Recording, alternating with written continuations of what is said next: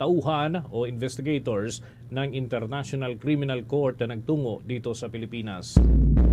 Kaugnay ho niyan, bilang tugon, mariin na itinanggi ni dating Senator Antonio Trillanes IV ang naturang mga paratang na tumanggap siya ng nasa 2 milyong dolyar mula kay dating Representative Elizaldico para naman sa investigasyon ng International Criminal Court.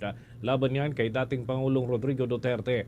Dagdag pa ni Trillanes na magsasampa siya ng mga kasong cyber libel laban kina Attorney Levito Baligod, dating Representative Mike Defensor at dito sa dating broadcaster na si Jason Sa at maging dun sa 18 dating sundalo at iba pang mga individual na nagpakalat umano ng naturang maling impormasyon.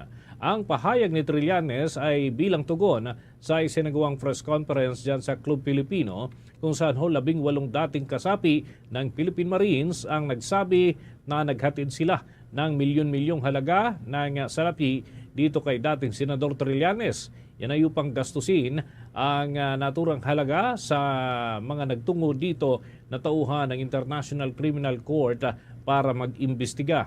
Ayon sa kanilang affidavit na iniharap ni Attorney Levito Baligod bilang mga executive assistants ng dating mambabatas na si Elizaldico ay inutusan umano sila na magpalit ng 2 maleta at naglalaman nga ito ng milyon-milyong halaga na nasa 2 milyong dolyar ang katumbas. Ipinahayag din mga kabombo ng mga sundalo na si Trillanes ang umano'y nagbayad ng iba pang mga gastusin para dun sa mga nagtungo ditong dayuhan para sa pag-iimbestiga. At yan ay kaugnay pa rin ng kanilang pagsisiyasat na isusumiti doon naman sa International Criminal Court. Pero tumanggi ho mga kabombo, mga Kastar Nation, na mailahad sa publiko kung sino-sino yung mga pagkakakilanlan ng 18 dating sundalo na ngayon ay kabilang dyan sa mga complainant. Samantala, nagpapatuloy po mga kabombo, mga ka-Star Nation,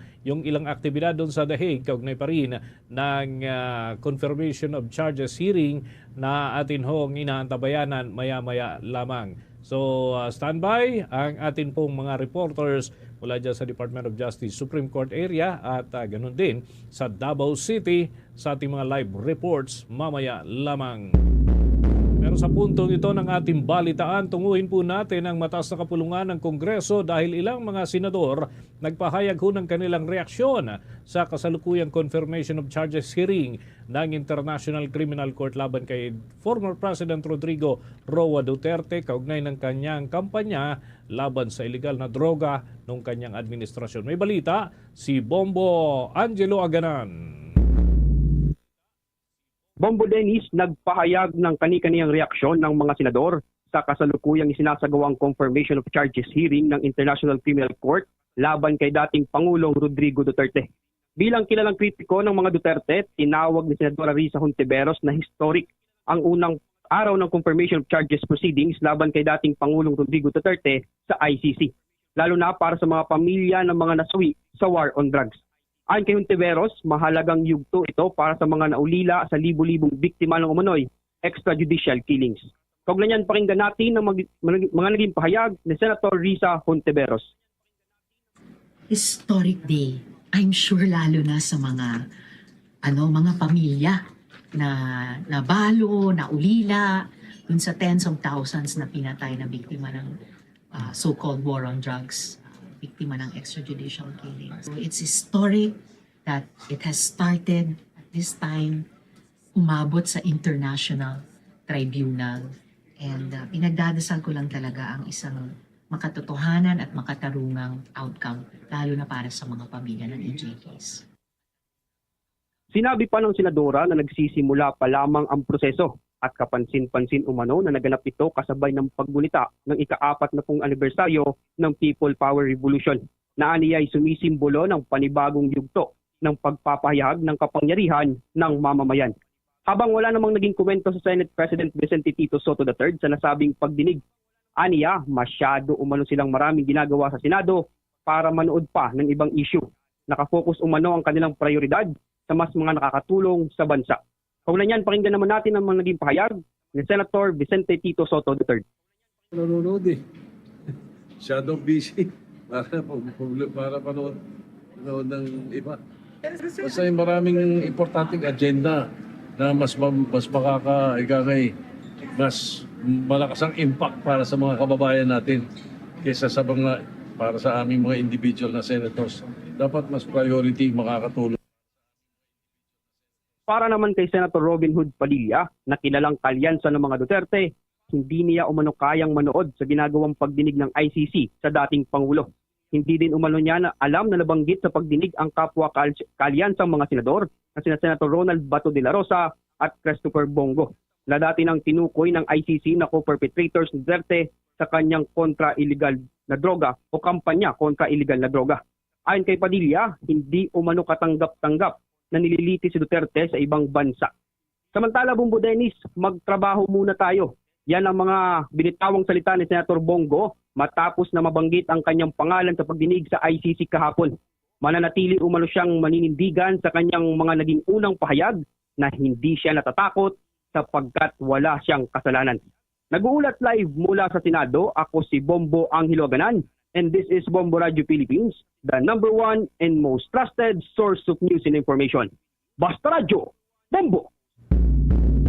Mga kabombo at mga Kastar Nation, bago ho tayo umusad sa iba pang malalaking balita, ngayong oras po na ito, nasa linya ng ating komunikasyon via Zoom si Attorney Mark Tolentino, isa ho sa mga kilala na naghain kamakailan ng ilang petisyon. May kinalaman din ho dito sa usapin kagaya ng kinakarap po ni former President Rodrigo Duterte, and of course yung mga related na mga paksa ay kanya hong may paliwanag na rin sa atin yung kanyang mga salobin hinggil ho dito sa itinatakbo ng kaso ni former President Duterte dun ho sa International Criminal Court.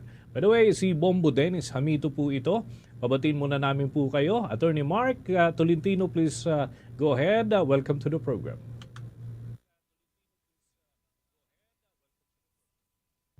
Okay, Attorney? Good afternoon po sa atin lahat, sa mga followers natin, mga viewers natin dyan sa Bombo Radio Philippines. Ayun. Maraming salamat ho at kayo'y aming nakausap sa pagkakataong ito. Unang-una, makikikumusta lamang ho kami. Are you satisfied, Attorney, doon sa itinatakbo ho ng kaso nitong si former President Rodrigo Duterte? Nagsimula na ho kahapon and nabigyan ng tsansa ang prosekusyon at maging ang panig ng depensa na makapagsalita ng kanilang panig. Ano po so far ang inyong obserbasyon, Attorney Mark?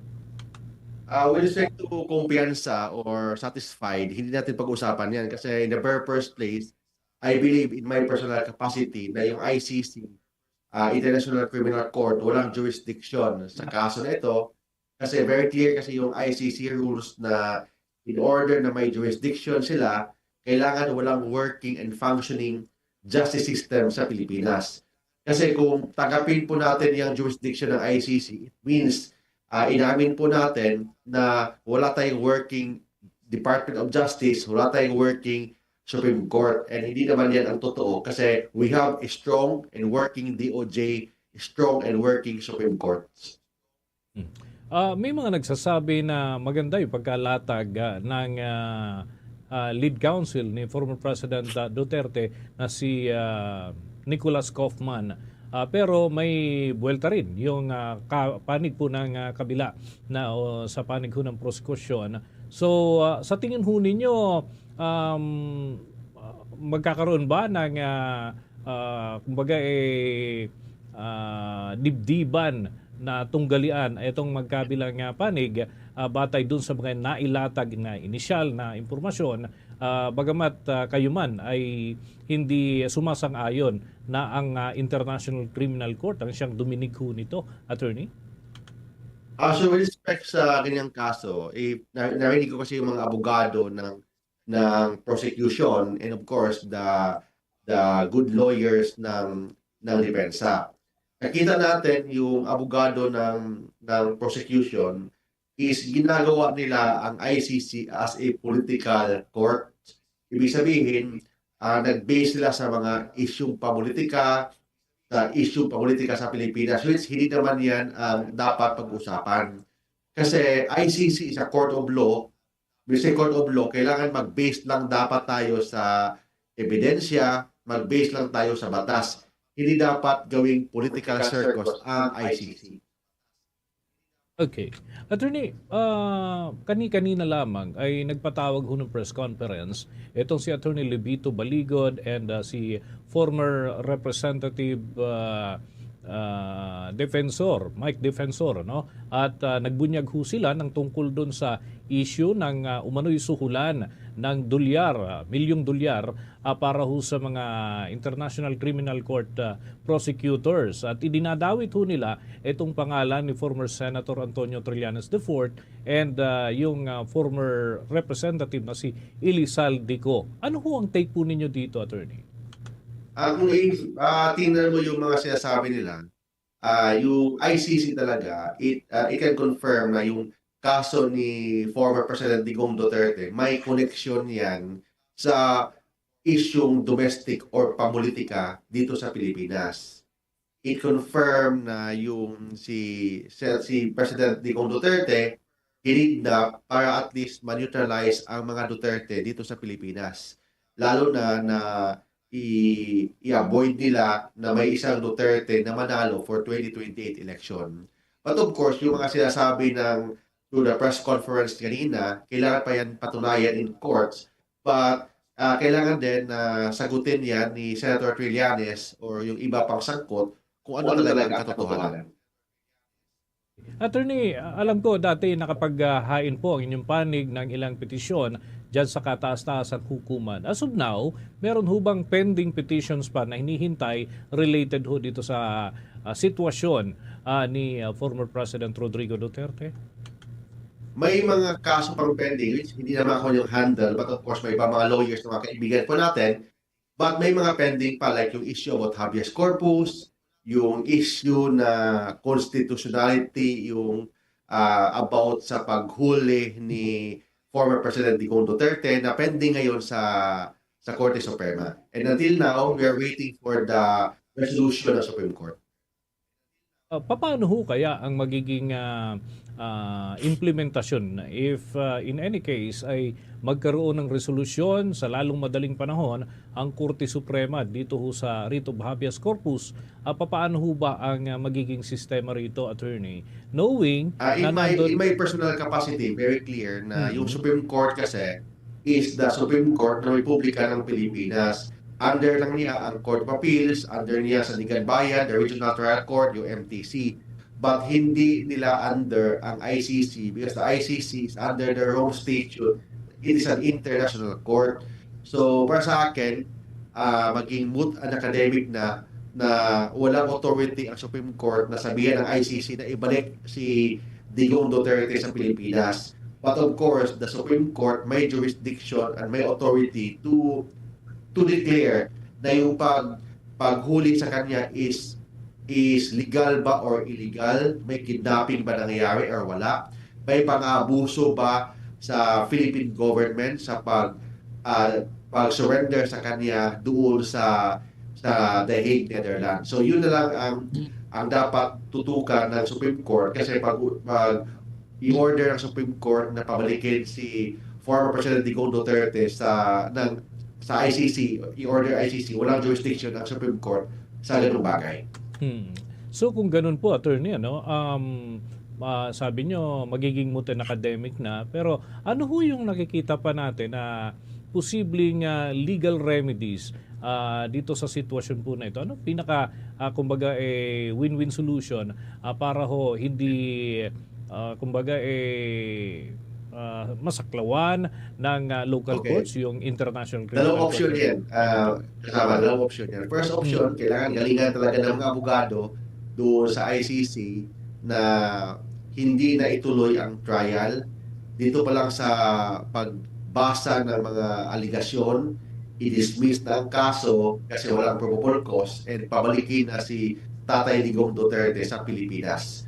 So, depende yan sa ating mga abogado and sana yung ICC will decide based on law, based on evidence, and of course, based on merits. Yun ang first natin tutukan. Yung yung performance ng ating mga abogado and the fairness ng ICC. And second naman natin na pwedeng gawin is through diplomatic channel. But of course, tingnan natin yung ating presidente kasi the President of the Philippines, ngayon si BBM, siya talaga ang chief ambassador ng Pilipinas.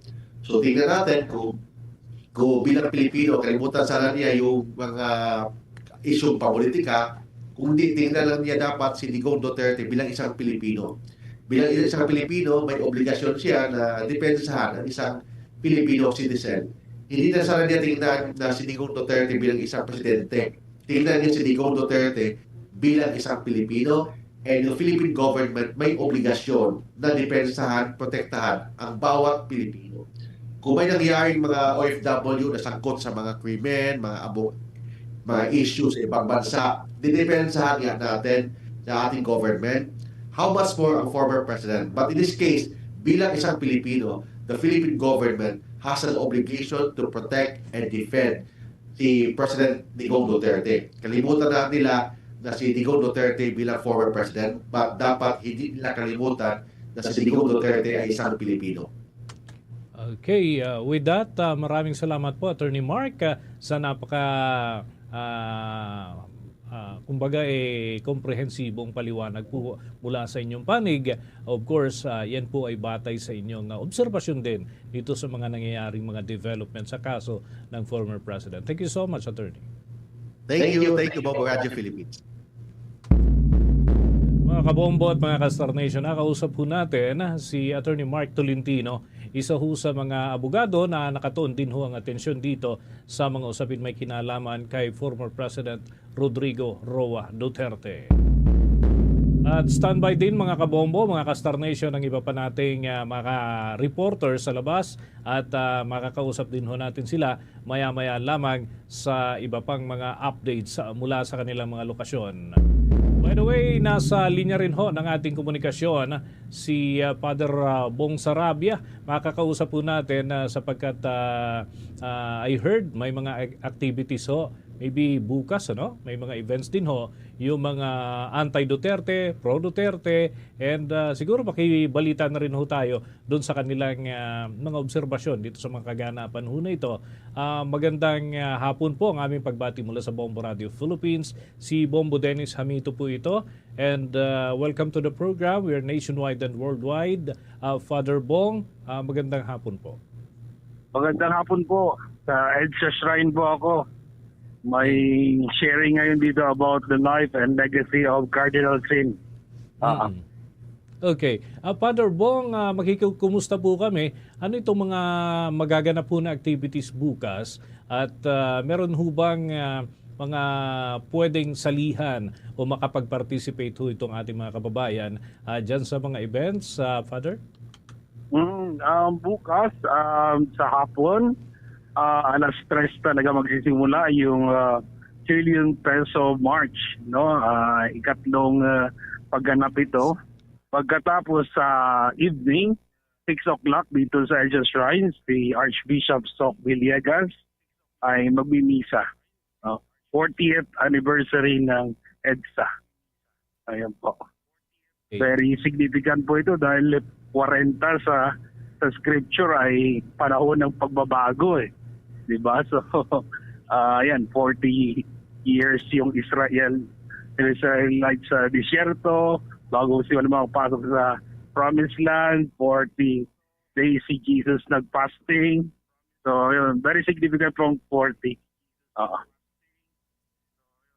Okay, Father Yes, Bong.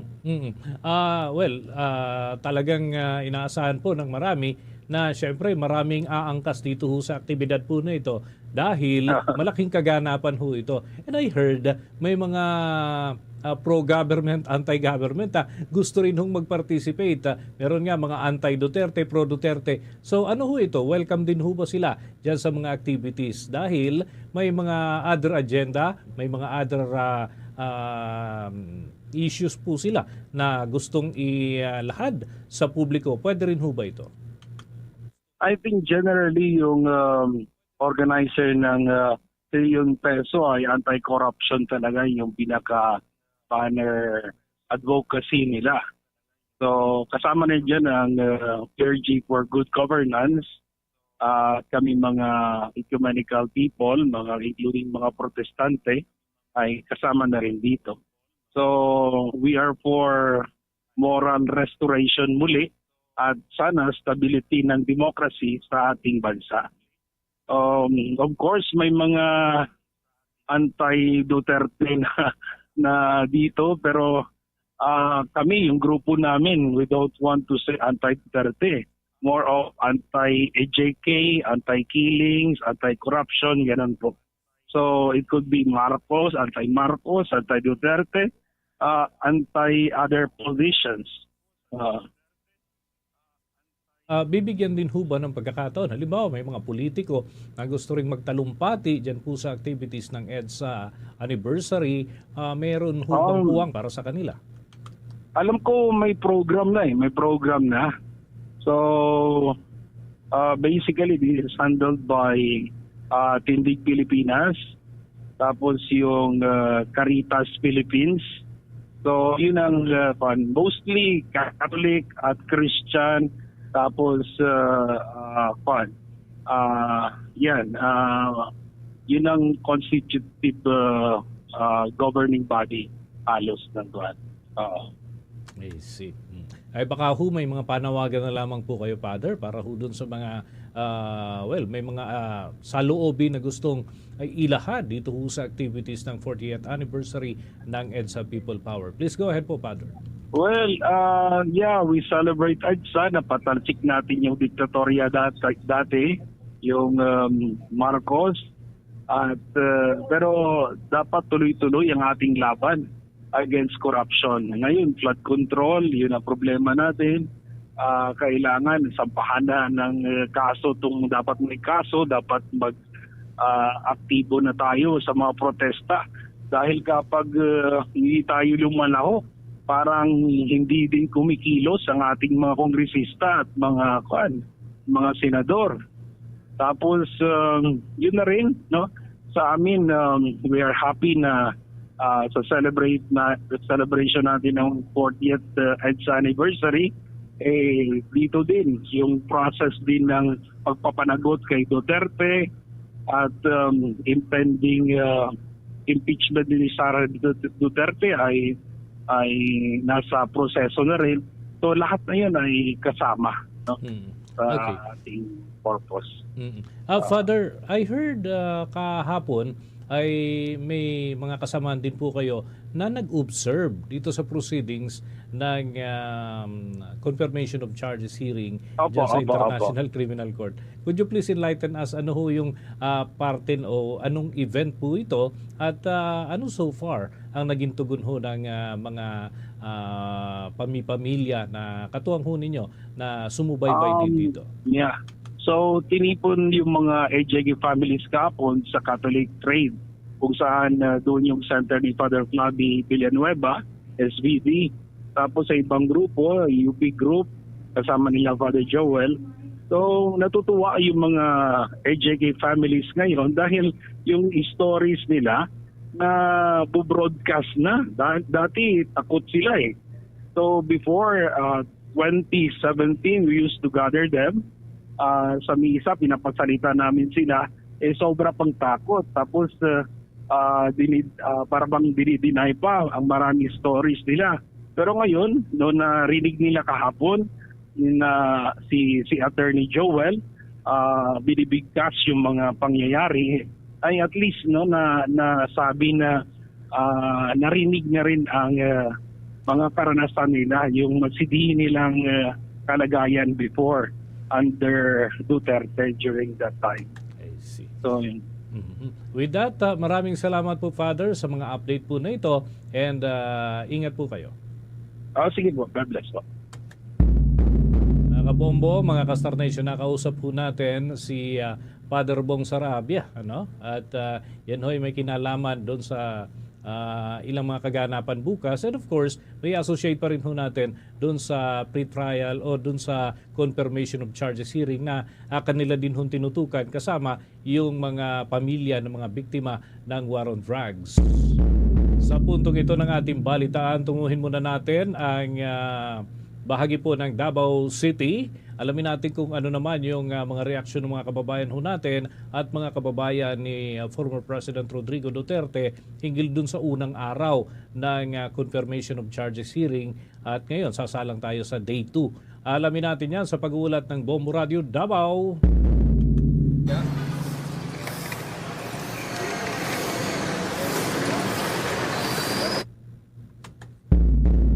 Balikan po natin mga kabombo, mga ka-Star Nation, yung mga kaganapan dyan sa Davao City upang makibalita rin ho tayo hinggil sa mga reaction pati na yung mga local executives ho dyan sa iba't ibang bahagi and of course mula sa pamilya Duterte talaga sapagkat sila ho yung talagang nakatuon ng atensyon ho dito higit sa kanino man sapagkat nandun itong si former President Rodrigo Duterte.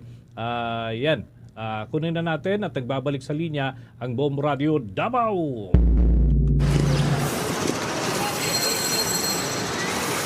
Hiling ng abogado ni FPRRD sa ICC na ibalik na sa Pilipinas ang dating Pangulo. Sinuportahan din ng mga ito ang naging pahayag ni Atty. Nicolas Kaufman na pawang pananakot lamang at walang halong intensyong kriminal ang mga pahayag ni Duterte.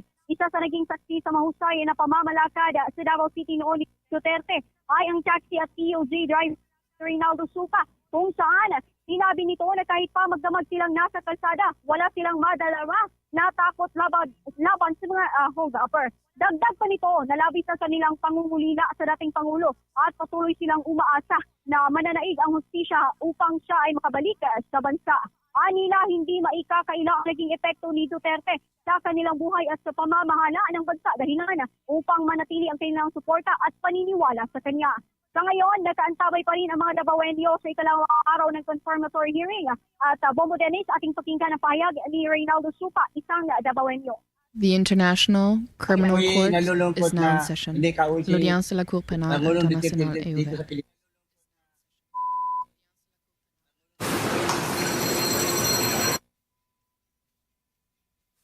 Okay. Sige, check natin yan maya-maya mga kabombo, mga ka-Star Nation, kung mas malinaw na linya mula ho dyan sa Davao City. Pero bago ho yan, kunin muna natin ang linya mula sa International Criminal Court. Ang resumption ho ng confirmation of charges hearing ay ito ho ang day 2 mga kabombo, ating tunghayan. Your Honors, situation in the Republic of the Philippines in the case of the President, Your Honors, situation in the Republic of the Philippines in the case of the prosecutor versus Rodrigo Duterte, case reference ICC 0121-0125, and for the record, we are in open session. Merci beaucoup. Thank you very much. I would now like to call upon parties and participants to confirm that the people here in the courtroom are the same as the ones present yesterday. Mr. Prosecutor? Madame la Présidente. Good morning, Madam President, Your Honors. There are a few changes in the composition of the OTP team today. I'm here representing the office, as was the case yesterday. Beside me is Julian Nichols, senior trial lawyer. He was here yesterday. I also have Edward Jeremy with me, trial lawyer. Robin Croft, trial lawyer. Ai Do Young, associate trial lawyer. Sylvie Wakam, associate trial lawyer. Loria, and finally, James Miriti, our case manager. Thank you. Thank you very much, Mr. Prosecutor. Legal representatives of victims. Good morning, Madam President.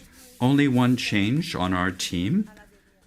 We have one change, a defection actually. One of our team members could not be with us, actually. Composition today, and we are once again ably assisted and supported by our Filipino colleagues in the gallery. Merci beaucoup. Thank you very much. Now, Mr. Prosecutor, you may now address the court regarding submissions on the merits. It is Mr. Jeremy who will be giving this presentation. Thank you, Madam President. Your Honours, dear colleagues, my name is Edward Jeremy, and over the next 45 minutes or so, I will focus on some of the evidence that demonstrates Mr. Duterte's responsibility for the crimes charged in counts 2 and 3. My presentation will comprise 2 parts. Part 1 will focus on the crimes charged in count 2, and as you know, this count relates to the murders of 14 so-called high-value targets. And part 2 will focus on examples of crimes charged in count 3. And this count relates to murders and attempted murders of 45 victims in the course of barangay or neighbourhood clearance operations. First, Your Honour, is a brief introduction. As Mr. Nichols made clear yesterday, Mr. Duterte campaigned for the presidency that, on the basis that, if elected, he would implement his Davao model of killing on a national scale. And once sworn in as president of the Philippines on the 30th of June 2016, this is exactly what he did.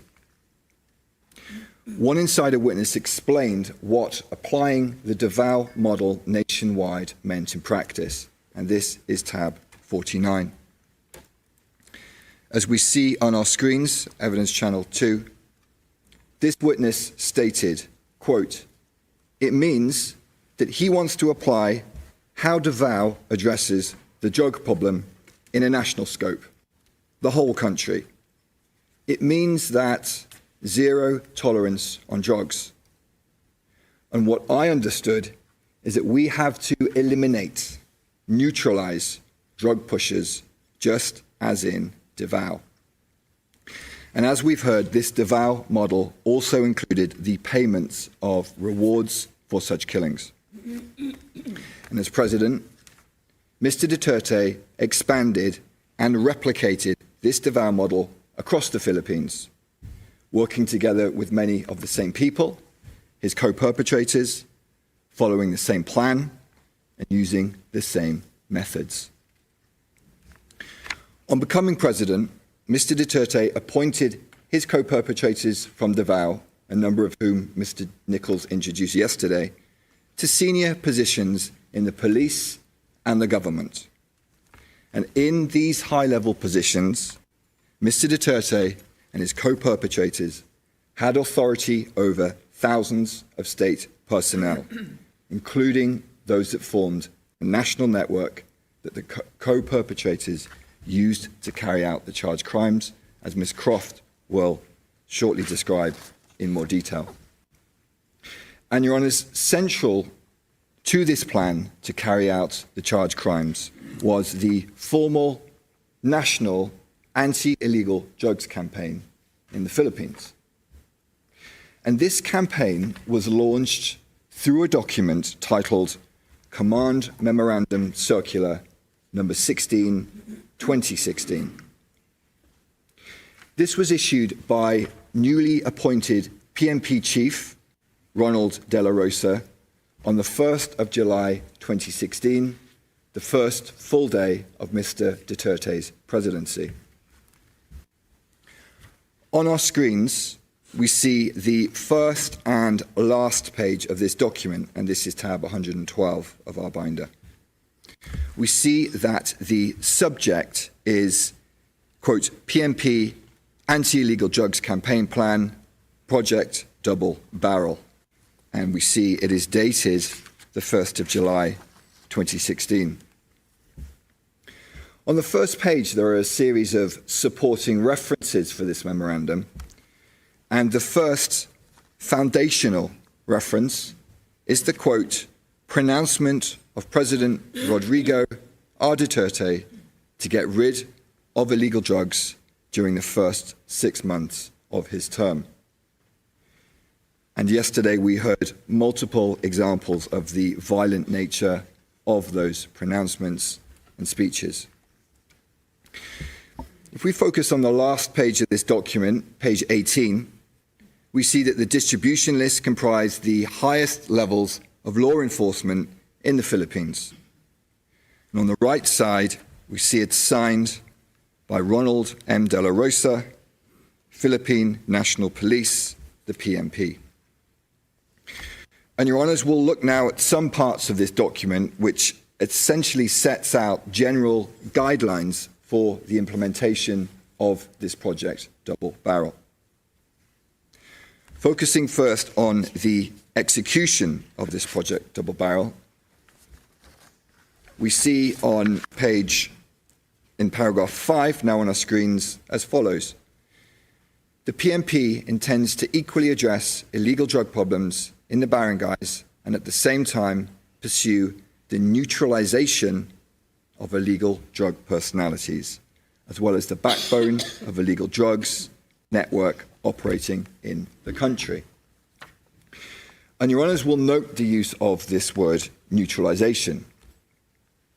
While on its face, this word may be open to interpretation, insider witnesses provide evidence that within law enforcement within the Netherlands, within the Philippines, to neutralize meant to kill.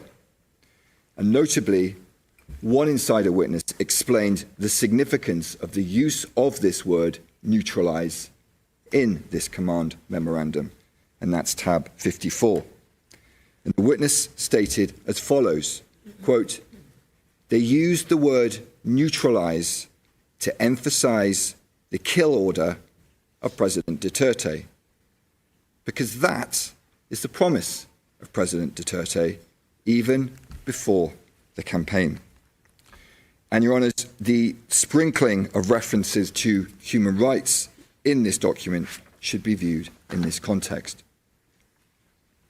Moving on to the concept of operations, this is set out on page 3 of this memorandum as follows, quote, "The PNP anti-illegal drugs campaign plan, Project Double Barrel, will be conducted in a two-pronged approach, namely Project Tokang and Project HVT. The first prong or barrel, Project Tokang, focused on the clearance of the drug-affected barangays. And this relates to count 3, which I'll discuss shortly in the second part of my presentation. The second barrel, which relates to count 2, was Project HVT, or High Value Target, which I will focus on now. Turning to page 6 of this document, we read as follows. Project HVT is a massive and reinvigorated conduct of anti-illegal drugs operations, targeting illegal drugs personalities and drug syndicates. And as your honours are aware, it was in the course of this project HVT that the prosecution alleges the 14 victims of count 2 were murdered. And many of the high-value target victims of count 2 incidents were included in charts and lists that Mr. Duterte showed during public, often televised appearances and speeches. And just as he did in Davao, as president, Mr. Duterte publicly named persons he alleged were involved in drugs, and many of those would end up as victims in his so-called war on drugs. For example, on the 7th of August 2016, Mr. Duterte held a televised press conference in Davao City, during which he named 150 public officials who he claimed were involved in the drug trade. These included Abrera Mayor Rolando Espinosa and Osamis Mayor Reynaldo Parahinog, as well as various members of the Parahinog family. This speech is at tab 31, and we'll play 2 clips of that now.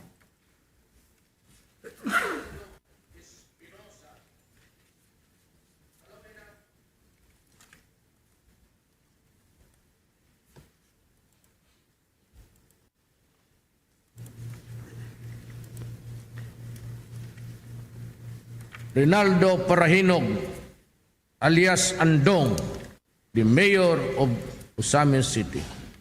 Nova Princess Parahinog Chavez used to be the wife of, I think, Colanco. Yung poster boy doon sa blandi-blandi pambuhok. Hindi naman, tisoy.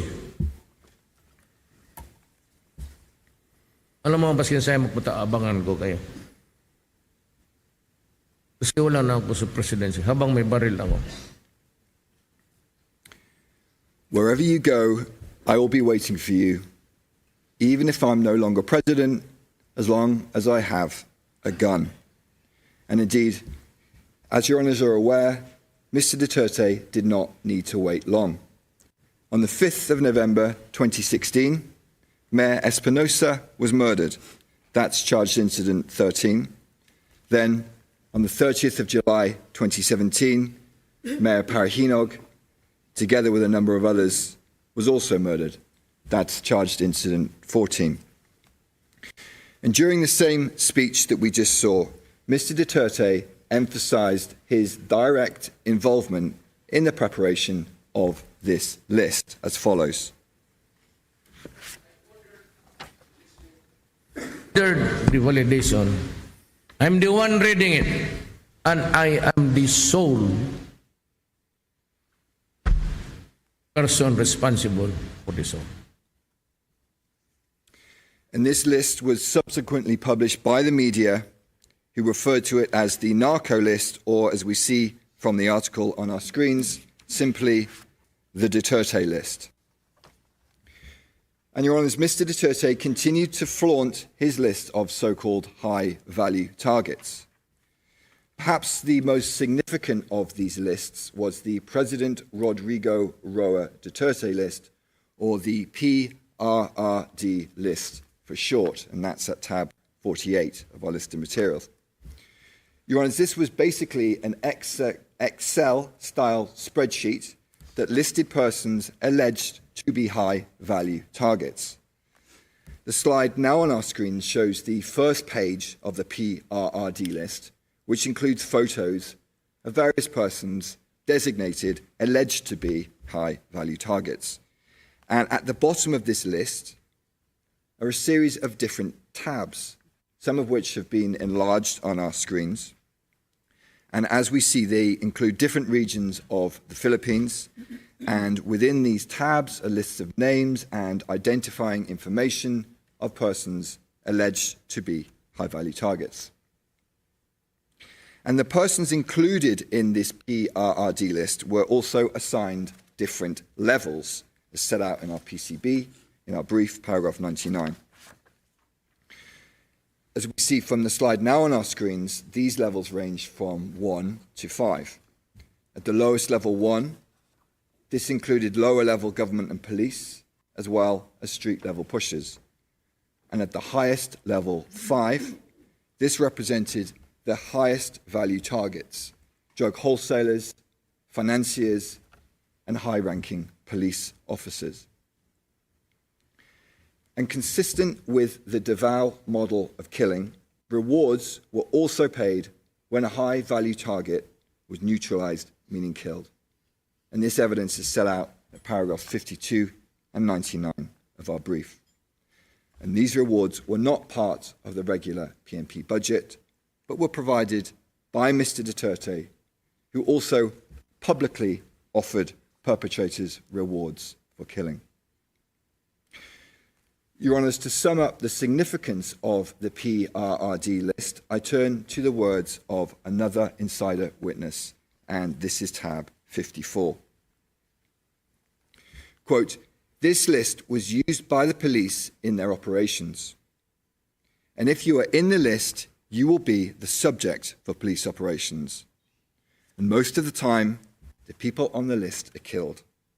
So basically, the PRRD list is a dead list. And Mr. Duterte publicly paraded this PRRD list on multiple occasions. For example, during another televised speech on the 2nd of February 2017, tab 111, he stated the following. This is the drug industry of the Philippines. And in this same speech, we'll shortly see Mr. Duterte holding another page of this PRRD list, reacting to criticisms based on human rights in relation to his so-called war on drugs. Tapos sabihin mo lang ako, takot-takutin mo ako ng human rights. Pakain ko ito, bunganga nila. Oh. And Your Honours, on this issue of human rights, as Mr. Nichols explained yesterday, during his speeches in Davao, Mr. Duterte, well versed in the law, would occasionally seek to legitimize his encouragement of state violence by references to human rights and self-defense. And he continued to do so as president. For example, as we will see in the next clip, during a speech on the 20th of September 2016, which is at tab 130, he stated the following. Pagka bumunot, patayin mo. Pag hindi bumunot, patayin mo rin. Oh, tangin. Para matapos na. Kasi mawala pa, bro. Ako na ang bahala sa inyo.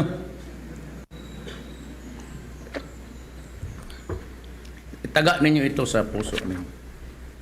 For as long as I am the president, nobody but nobody, no military man or policeman will go to prison because they perform their duties well. Ako ang mapakulong sa inyo. Sabihin mo lang, utos ni Mayor yun. So that was Mr. Duterte's message to the military and to the police. Kill, whether or not your target pulls a gun, and I will protect you. And Your Honours, as we will now hear, during the same speech, in case there was any doubt, Mr. Duterte made it very clear that this promise of protection related not only to lawful killings. For as long as there is that power to pardon sa Konstitusyon, yan ang weapon ko against crime. Magmasakir kayo ng 100, di ba, 100 din kayo, edi pardon lahat eh. Restored to full political and civil rights, plus a promotion to both. And Your Honours, as was so often the case, Mr. Duterte's message was repeated and amplified in the media, as we see in the next slide, which is tab 88, which reads as follows, quote, Duterte to troops, massacre criminals, I'll promote you. With the byline, in the same speech, Duterte tells soldiers he will never order them to do anything illegal. And this was the pattern, Your Honours. Out of one side of his mouth, quietly, occasionally, he would speak about self-defense. This was Mr. Duterte, the lawyer, keenly aware of his own legal jeopardy, especially once he was no longer president. And out of the other side of his mouth, loudly, frequently, he would say, kill, and I will protect you, I will pardon you, and I will promote you. And this was Mr. Duterte, the strongman president who orders the murders of drug lords and alleged criminals. And as the charged incidents demonstrate, Mr. Duterte's co-perpetrators, as well as the police on the streets, understood his message to kill loud and clear. As an example, Your Honours, I'll focus briefly now on incident number 13. You'll recall that on assuming his presidency, Mr. Duterte publicly expressed his frustration with mayors who he alleged were involved in the drug trade, including Mayor Espinosa. On the 1st of August 2016, he gave Mayor Espinosa, then Mayor of Albuera, 24 hours to surrender to the police. And the following day, Mayor Espinosa did surrender to PNP Chief Ronald Bato de la Rosa. In a public speech on the 5th of August 2016, Mr. Duterte stated the following in reference to Mayor Espinosa's surrender, and this can be found at tab 129. Problema niya ay yung mayor ng Albuera. Mabuti, nakaabot siya doon kay Bato na pinahanap ko, shot on sight, parang aso. Eh, ang tingin ko talaga sa inyo, kayo, parang aso. And on around the 5th of November 2016, a few months after Mr. Duterte had him tracked down like a dog, Rolando Espinosa was murdered while in detention in Leyte Provincial Jail, together with another man, Raul Yap. According to the PNP's official narrative of this incident, there was a shootout between Espinosa and Yap and officers who attempted to serve search warrants on them while in prison. By contrast, the evidence demonstrates, as set out in paragraphs 107 to 110 of our brief, that these men were murdered in their prison cells in a coordinated operation involving various state agents. CCTV was disabled, guns were planted in their cells, rewards were paid. And as we see on the slide now on our screens, tab 48 of our list of materials, both Mr. Espinosa and Mr. Yap were included in the PRRD list, amongst other individuals whose names have been blurred by the prosecution. Rolando Espinosa in the upper row is recorded as a mayor and alleged to be a drug lord, indicated as level 4.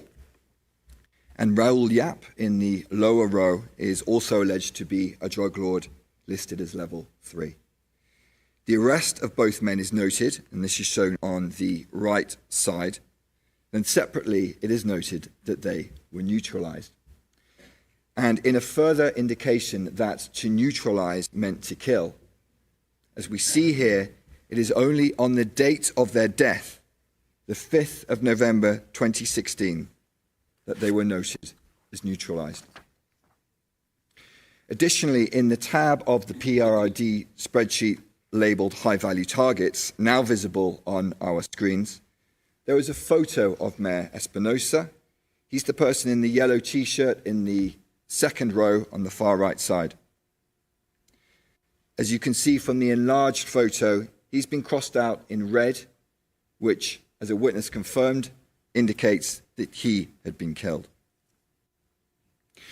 And if your honours look closely at this list, you'll see it appears to be the same list that Mr. Duterte held during a speech on the 2nd of February 2017. And for reference, these are tabs 47. And your honours, following these murders, Mr. Duterte continued his public threats.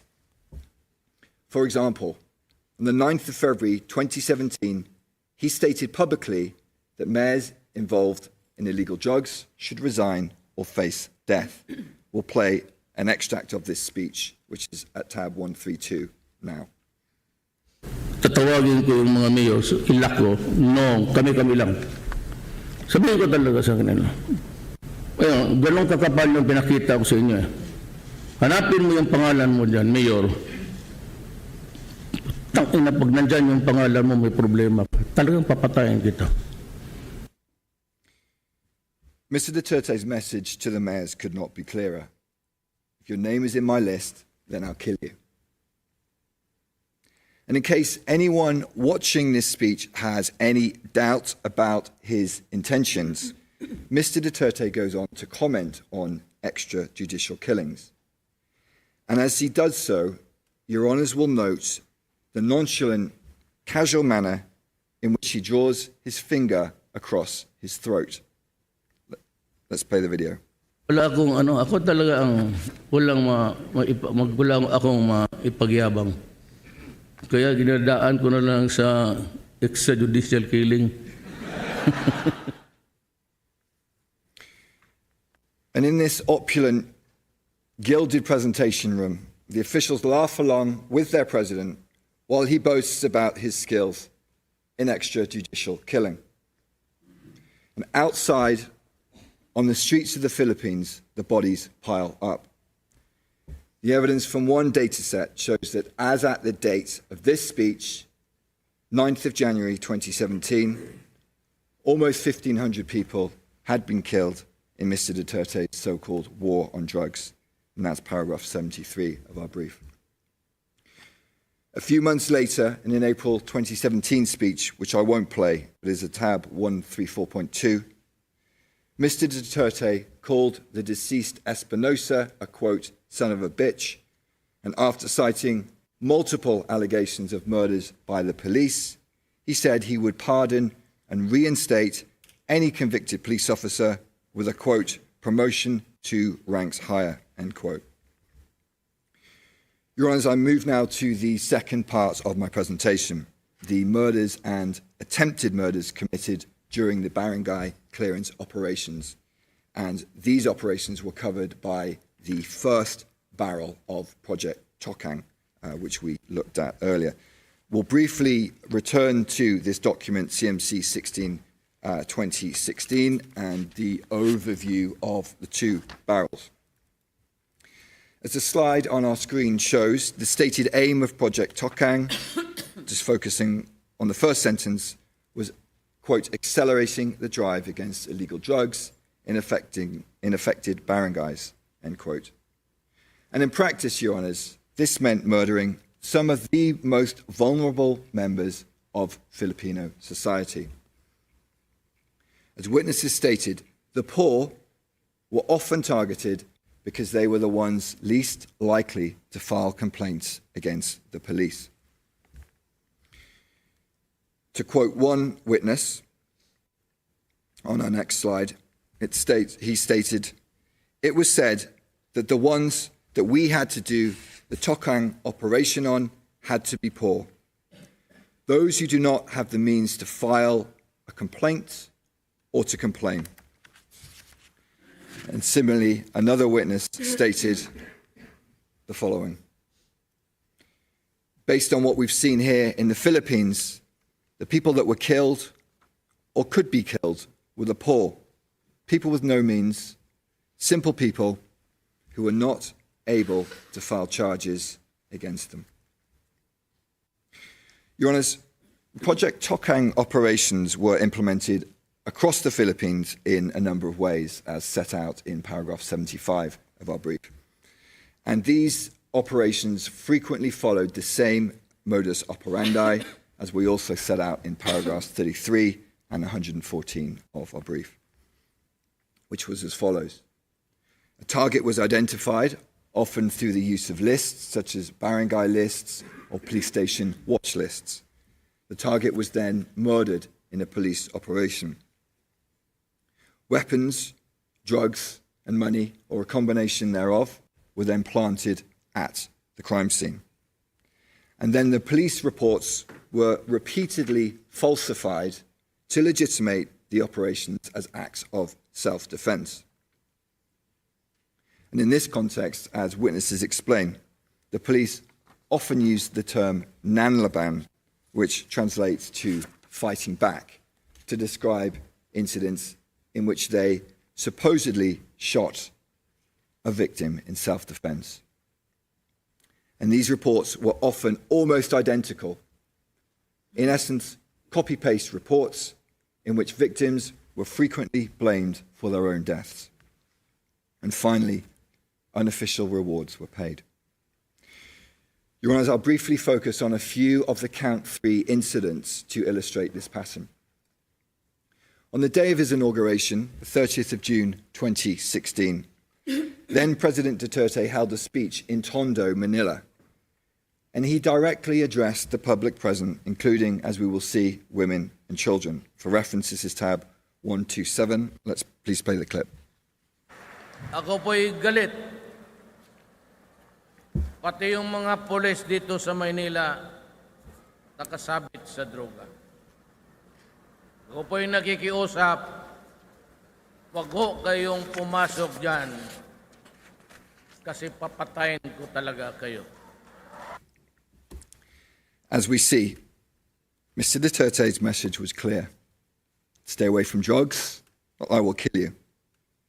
And the killing in Tondo began almost immediately following this speech, as we set out in our brief, paragraphs 100 to 101. I'll focus now on, and Tondo is visible on our screens. I'll focus now on incident 23, which also took place in Tondo, on or about the night of the 4th to the 5th of October 2016. As your honours are aware, the alleged victim of this incident 23 was Benjamin Vizda. And we'll shortly see a video which shows Mr. Vizda just before midnight in a vest, in handcuffs, forced onto a motorbike between two police officers and driven away. And this is tab 76, and we'll play the video now.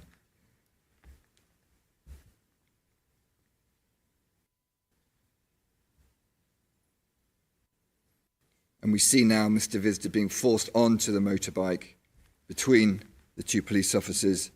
And as he's being driven away, we see women and children chasing after him, no doubt terrified about what would happen next. And around 20 minutes later, Your Honours, Mr. Vizda was dead, shot multiple times in the head by police officers. A witness described the scene, and Your Honours, the next slide will be a graphic image.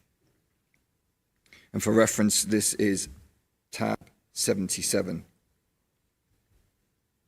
The witness stated, quote, "The victim was lying on the street in handcuffs and was dead. He'd been shot in the head 7 or 8 times," end quote. The official account of this incident was recorded in a police report known as a spot report, dated the 5th of October 2016. This is tab 65. And this report, an extract of which is on the screen, stated that Mr. Vizda was killed by the police in self-defense after he snatched the firearm of a police officer while he was on a motorbike, while wearing handcuffs, and he shot at the police but missed. Your Honours, as demonstrated by the evidence in paragraph 126 of our brief, this narrative is false. Benjamin Vizda did not fight back. He was murdered. Your Honours, Project Tokang was also carried out through one-time, big-time, or OTBT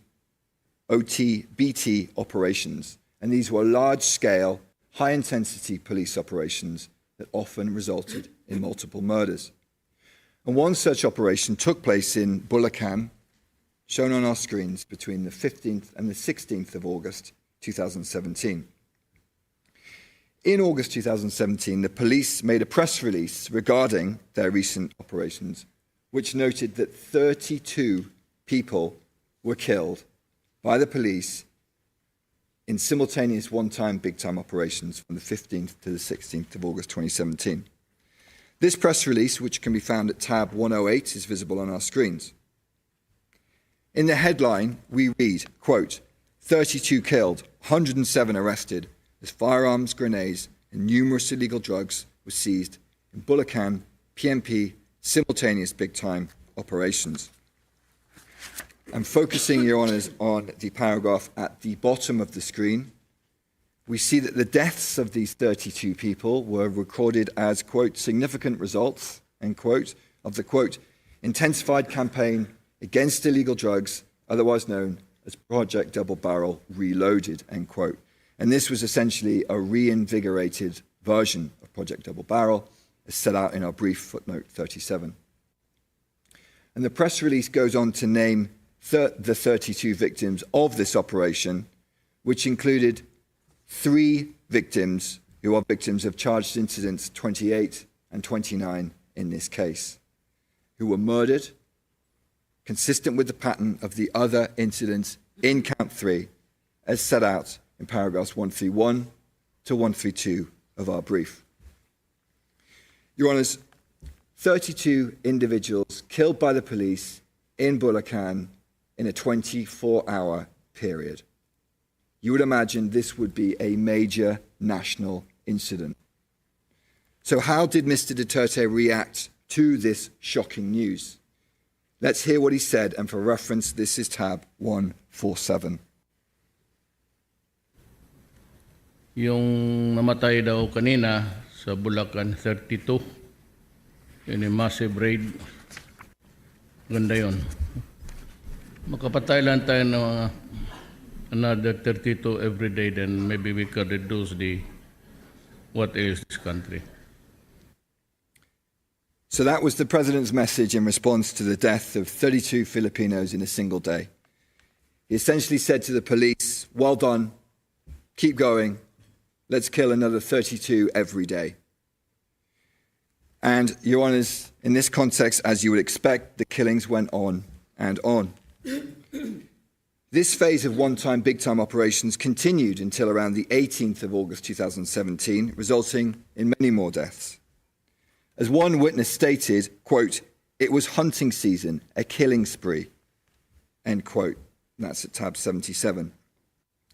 And on the evening of the 16th of August, in the midst of this killing spree, perhaps at the same time as Mr. Duterte's speech in Bulacan, a 17-year-old child named Kian de los Santos was murdered in Caloocan, the location of which is marked on our screens. And this is charged incident 30. As usual, the police claimed that Kian de los Santos shot at them and they were forced to shoot him dead in self-defense. Another victim blamed for his death. As set out in our brief, paragraph 133, this account is contradicted by CCTV footage showing police dragging the child across the ground, and other evidence shows that after pleading for his life, he was shot twice in the head. And the next slide is a graphic image, Your Honours, and that's tab 151. On our screens, we see the tragic image of the body of the 17-year-old child, Kian de los Santos. And as noted in our brief, paragraph 56, this brutal murder led to a massive public outcry across the Philippines. And in these circumstances, exceptionally, the direct perpetrators of these murders were prosecuted and they were imprisoned. And in the face of this public outcry, Mr. Duterte was forced to temporarily withdraw police from drug operations from the 10th of October to the 4th of December 2017. And this led to a reduction in the frequency of killings. In announcing this temporary withdrawal, Mr. Duterte sarcastically stated that he hoped that this would satisfy, quote, bleeding hearts and the media, end quote. And in this way, he publicly communicated that this was not a genuine effort to prevent crime, but rather a temporary attempt to placate public criticism. And less than 2 months later, Mr. Duterte decided to once again scale up operations. He ordered the PNP back into the campaign, and the killings once again intensified. And, Your Honours, regrettably, children continued to be the victims of these killings. Your Honours will recall that at the very start of his presidency, Mr. Duterte gave a speech in Tondo, and we saw a part of it earlier. This is tab 127 on our list of materials, and we'll watch another portion of that speech now. Yung mga adik ho dyan, kayo na lang ho ang pumatay. Kung anak niya, ikaw ang pumatay.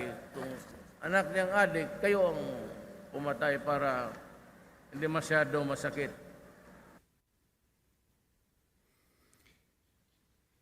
If it's someone's child, be the killer yourself. If someone's child is the addict, then you be the one to kill. Your Honours, it's worth pausing here, taking a step back and reflecting on what we are seeing and what we are hearing. This is the President of the Philippines, the Commander-in-Chief, the most powerful man in the Philippines. He's pointing directly at the crowd and he is telling them to kill someone else's child. Kill them not because they are an alleged drug lord, not even an alleged criminal, but simply because they may have an addiction to drugs. And this is an example, perhaps, of what the defence described yesterday as Mr. Duterte speaking, quote, openly from the heart, sincerely and truthfully, end quote. And that's transcript 4, page 37, lines 15 to 16. And during an earlier part of the same speech, Mr. Duterte also boasted that during his presidency, funeral homes would make a lot of money. Let's play that clip. Sabihin ko sa inyo, itong mga panahon nitong mga araw na dadating, kung may punerarya ho kayo, kikita kayo ng husto.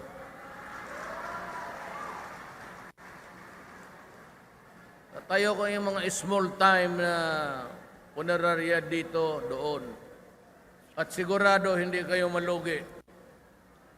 At pag humihina na ang negosyo ninyo, sabihin ko lang sa mga pulis, bilis-bilisan ninyo ng konti para kumita yung tao sa negosyo nila. Ayan, sinasabi ko na sa inyo. Hindi ako nagbibiro. So again, here's the President assuring funeral homes that if their business declines, he will, quote, tell the police, hurry up a little so people can make money from their business, end quote. And he stressed very clearly he was, quote, not joking. And as my friend said yesterday, transcript 4, page 30, lines 18 to 19, quote, for President Roddy, his word was his word, and the people knew it, end quote. In this context, to conclude, I'll focus briefly on incidents 38 and 45. As your Honours know, in the course of these incidents, which occurred during 2018, on two separate occasions, the police detained a child aged around 14 or 15 years old.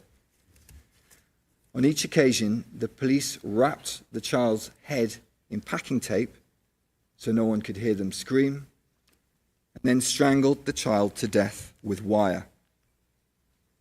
It's difficult to imagine a more terrifying end to two lives that had barely even begun. And these murdered children were then sold to funeral homes who profited from their bodies, as explained in paragraphs 142 and 150 of our brief. Your Honours, dead children, police ensuring that funeral homes made money. Mr. Duterte, indeed, was not joking. Thank you, Your Honours. This concludes my presentation. I now hand over to Ms. Croft. Merci beaucoup, Monsieur. Judge Motos, thank you very much, Mr. Prosecutor, for your presentation. I think we are going to observe a break of 40 minutes up to 11:30 a.m. Thank you very much.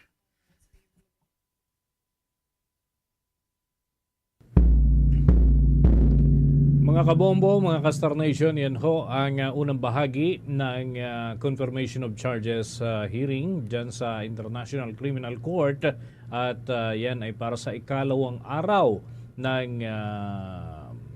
mga proseso ho na ginagawa dyan sa International Criminal Court, mga kabombo at mga ka-Star Nation. So napakinggan ho natin si Prosecutor Edward Jeremy at inilahad ho niya yung ilan sa mga talumpati ni former President Rodrigo Duterte sa ilang pagkakataon. May mga binabanggit ho na mga pahayag noong siya ay alkalde pa at hanggang siya ay isa ng ganap na presidente ng ating bansa. Mga taong 2016 at 2017 ay nabanggit ho dyan. At kabilang ho yung nai-report nitong mga nakalipas ho na taon na 32 na mga nasawi sa isinagawang anti-drug operation dyan sa probinsya ng Bulacan. Ungkat ho ito at bahagi ng kanilang mga ebidensya na inilalahad ng panig ng prosekusyon laban kay former President Duterte, mga kabombo. So mamaya ay inaasahan naman na ang panig ng depensa ang siyang maglalahad ng kanilang saloobin at mga impormasyong hawak kaugnay naman ng kanilang argumento para kay former President Rodrigo Duterte. So standby din ang ating news team dyan po sa bahagi ng lungsod ng Maynila para naman sa mga karagdagan report at yan ay kaugnay pa rin ng tinutugay-gayan nating kaganapan dun sa The Hague dyan sa Netherlands. At sa puntong ito, kuha tayo ng update dyan sa tanggapan ho ng Korte Suprema sapagkat ang kampo ng mga Duterte ay umaasa ho na mariresolba na ng kataas-taasang hukuman yung mga petisyon kagaya ng habeas corpus petition para naman sa dating Pangulo. At kaugnay niyan, may pag-uulat si Bombo Grant Hilario. Umaasa ang kampo ni former President Rodrigo Duterte na ireresolba na ng kataas-taasang hukuman ang mga petisyon patungkol sa umunoy iligal na pagkakaresto sa dating Pangulo. Sa eksklusibong panayam ng Bombo Radyo kay Attorney Salvador Paulo Panelo Jr., kanyang ibinahagi na inaasang anumang oras ay pagdedesisyonan na ng Korte Suprema ang patungkol sa kaso. Alinsunod niya ito ng hingin kamakailan ang memorandum ng magkabilang panig sa petisyon inihain ng mga anak ni Duterte. Naniniwala si Attorney Panelo Jr. na ang aksyon o kautusan ito ng hukuman ang siyang huling bahagi na sa proseso bago tuluyang mag-issue ng pinal na resolusyon. Ang naturang abogado ay ang siyang legal counsel ni Veronica Kitty Duterte sa petisyon habeas corpus na kanilang inihain sa Korte Suprema. Walang update sa ngayon. Ang pinakahuling nangyari dyan sa kaso ay require ng Supreme Court, ng Korte Suprema natin na magsumite ng mga memorandum yung mga partido dito sa petition for habeas corpus. So yan po yung mga petitioner, kasama na po yung kliyente naming si Kitty Duterte at si Mayor Baste at saka si Congressman Polong. Nangangahulugan na yun na yung huling pleading or filing na hihingi ng Supreme Court bago magdesisyon ito. Typically sa isang kaso, ang memorandum yung huling hinihingi ng korte. So, umaasa tayo na any moment pwede nang magdesisyon ng Korte Suprema.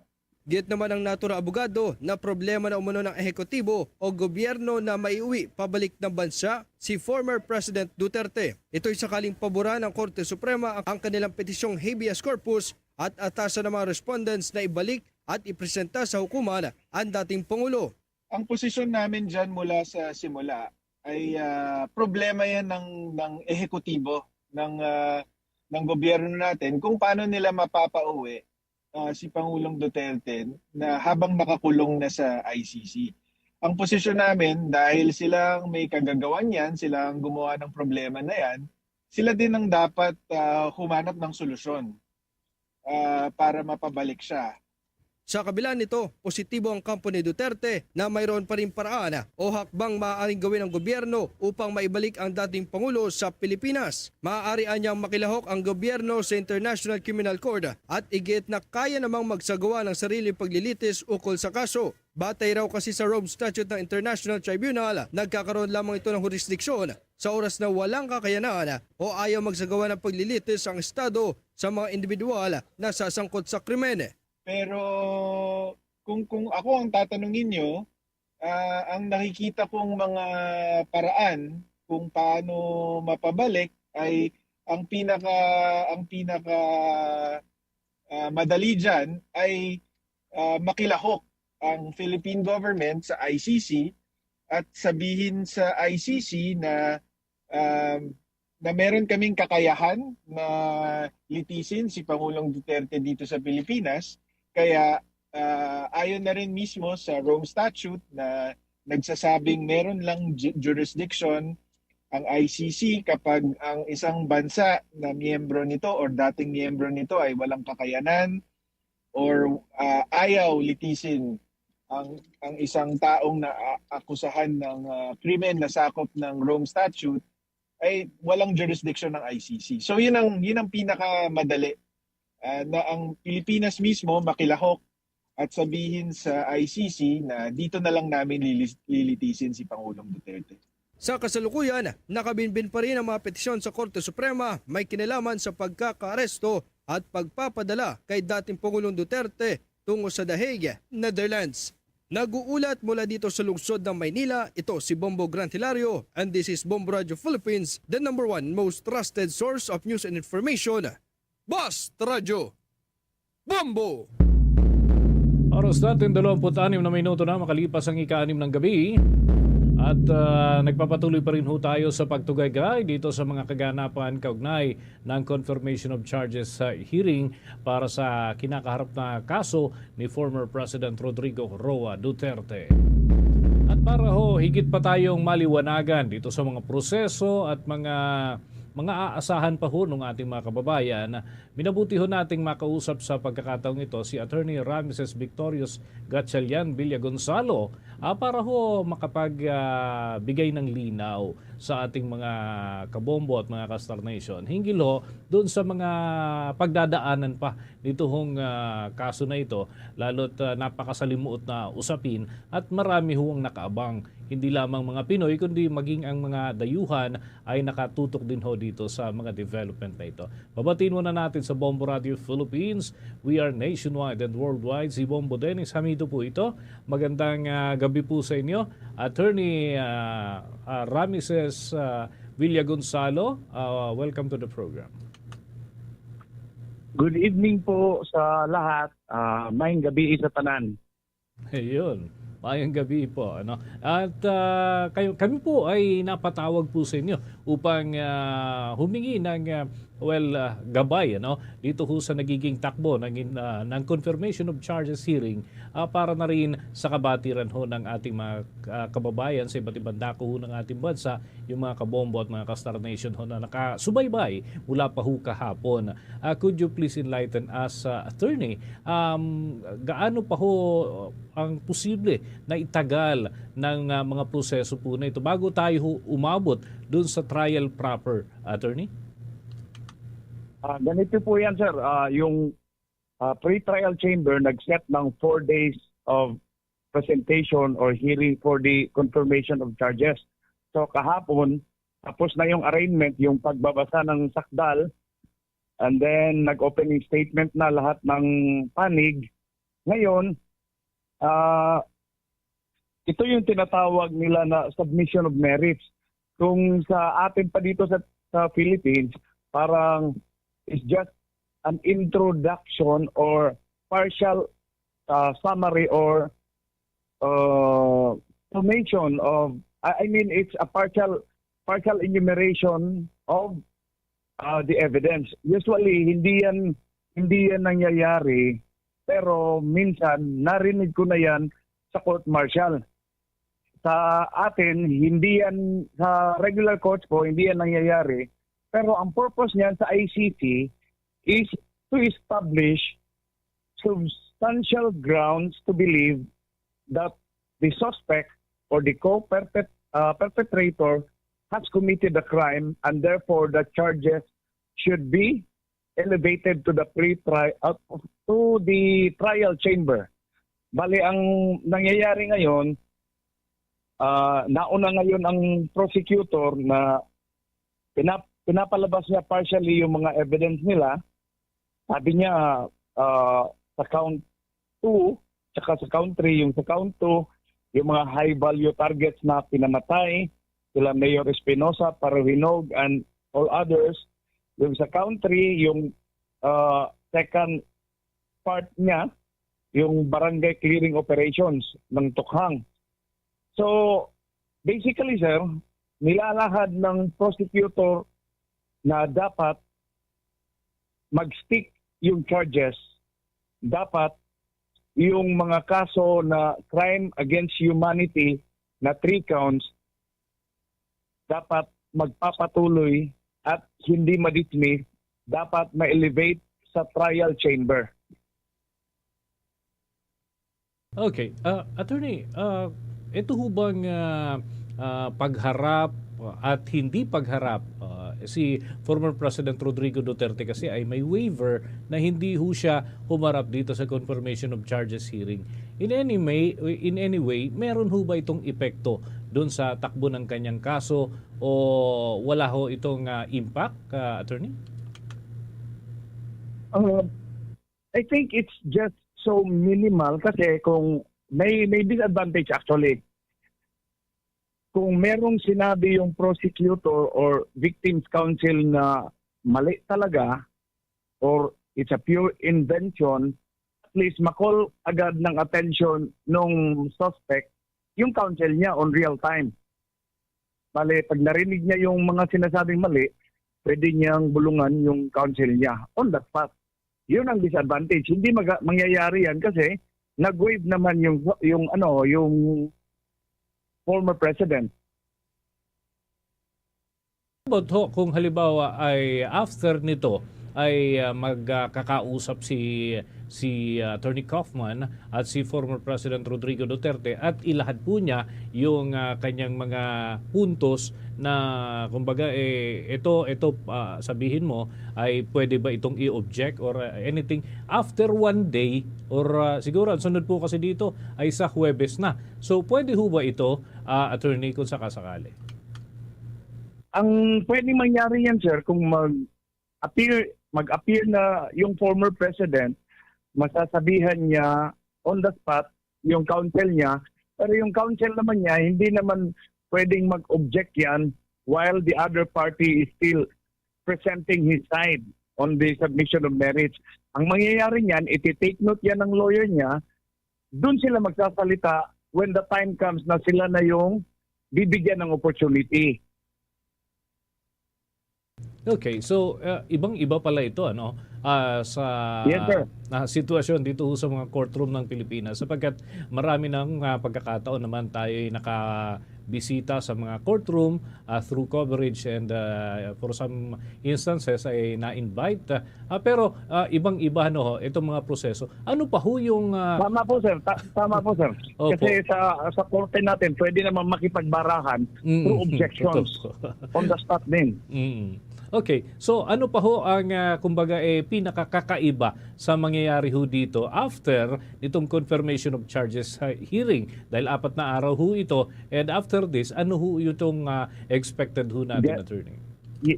Yes sir, ganito yan. Parang meron din akong nababasa o nagtatanong sa akin regarding ang possible effects ng hearing of the confirmation of charges. May mga possibilities po yan. Unang-una, it's possible na charges will not be confirmed. That is tantamount to a dismissal and then pwede na rin lumaya yung nakakulong kasi hindi nga na-confirm eh. And may isang effect pa is that pwedeng sabihin ng pre-trial chamber judges na time out muna, i-defer natin yung pag-decide whether or not ma-confirm o hindi. The judges will direct the parties to submit additional evidence kung meron man.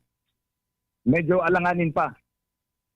Or kung sa nakita na ng mga judges na may basihan na para i-akyat ang kaso sa trial chamber, meaning nakakita na sila ng substantial grounds to believe that the suspect committed the crime charge, i-confirm nila yan. Yun nga sir, ang sabi ko, yung first scenario, merong historically, nag-research ako, merong 4 na suspects na yung charges nila hindi kinonfirm ng pre-trial chamber. Si Abu Garda, Mohamed Hussein Ali, Calixte Rushimana, saka si Henry Cogsi. So sila, eventually, kasi hindi na-confirm, nakalaya din sila. Pero meron ding nangyari sa ICC na na-confirm yung charges, napunta sa trial chamber, pero upon the evaluation of the trial chamber judges, na hindi pala to kadapat-dapat maisampa yung kaso, na-withdraw yung charges na vacated. Merong 3 tao naka-benefit niyan. Si Uhuru Kenyatta, Maxine Gawaka, saka si Simone Bigabo. Yun nga, marami pong possibility. Hindi po yung nakasalang dyan, talo na. Mainam ho, ano? At sapagkat ito ho ay, kumbaga, public interest ho ito, no? May mga pro and anti na nakahabang ho dito sa mga kaganapan na ito. I'm just curious, Attorney Ram, kung gaano po katotoo dyan sa International Criminal Court na bawal magpakita ng emosyon. Sapagkat I heard a story dyan sa loob po ng International Criminal Court habang nakikinig dito sa proceedings ay medyo naluha and iniskortan siya patungo doon sa separate area. Gaano ho katotoo itong ganitong impormasyon? Bawal ba talaga magpakita ng emosyon, Attorney? I think hindi naman siguro. It's just a matter of protocol dyan para hindi yung makahawa yung mga emotion na yan, baka ma-disrupt yung proceedings. Meron nga sa appeals chamber, I think si Vice President Bemba, convicted siya, nabaliktad doon sa appeals chamber, yung mga victims ng kaso niya, naghiyawan. Pinatahimik sila, maraming pinalabas. Ganun lang naman siya, parang strict observance of protocol na formal talaga. Ayun, at least malinaw naman, hindi naman bawal. Kaya lang, hindi naman pwede namang wag ka lang mangatar, wag ka lang mag-side comment, yung nakaka-istorbo or nakakahawa sa iba. Okay. So at least guided ho yung kasi may mga kababayan ho tayo na nandun din. Yung iba hindi nga lang talaga nakapasok dahil parang first come first serve dahil limitado yung espasyo and nanatili na lamang doon sila. Makikita naman natin yung visitors gallery medyo maliit lang. Okay. Pagka dumating naman ho sa trial proper, ano ho ito? Pwede ba itong ma-shortcut dahil sa kung anumang mga rason na kung halimbawa sapat na itong ebidensya na naipresenta, pwede na bang desisyonan? Hindi na kasing tagal ng mga nakalipas ng mga kaso na may kaparehong nature ng crimes against humanity case, Attorney? Ganito po yan. Kung na-confirm na yung charges, napunta na yung kaso sa trial chamber, yun na yung point na magtatanong na ang korte sa plea niya. Sa atin kasi arraignment and plea, isang upuan lang yan. Babasahan ng charges, tatanungin ka ng judge, guilty or not guilty, and then that's it. Kung guilty ka, may sentensya ka. Kung not guilty, trial on the merits. Sa kanila, pag nasa korte na, you will be inquired by the court, what is your plea regarding the charges? It's up to the accused. Accused na yan It's up to the accused to say guilty or not guilty. Kung mag-plea siya ng guilty, hindi pa yan automatic talaga. There will be searching questions from the court kung totoo ba yung freely given mo yan. Yung hindi ka ba kinuwerse, hindi ka ba tinakot, wala bang pamilya mo na hinostage kapalit ng pag-plea ng guilty mo. Naiintindihan mo ba yung consequence? And then, apart from your plea of guilt, maghahanap din yung court, may corroborating evidence ba na magdudugtong sa pag-plea ng guilty sa kaso, may ibang evidence pa ba? Yun. Pero pag sinabi ng court na satisfied sila sa pagbigay mo ng plea of guilt plus other pieces of evidence, yan, pwede na maputol o ma-shortcut yung proseso.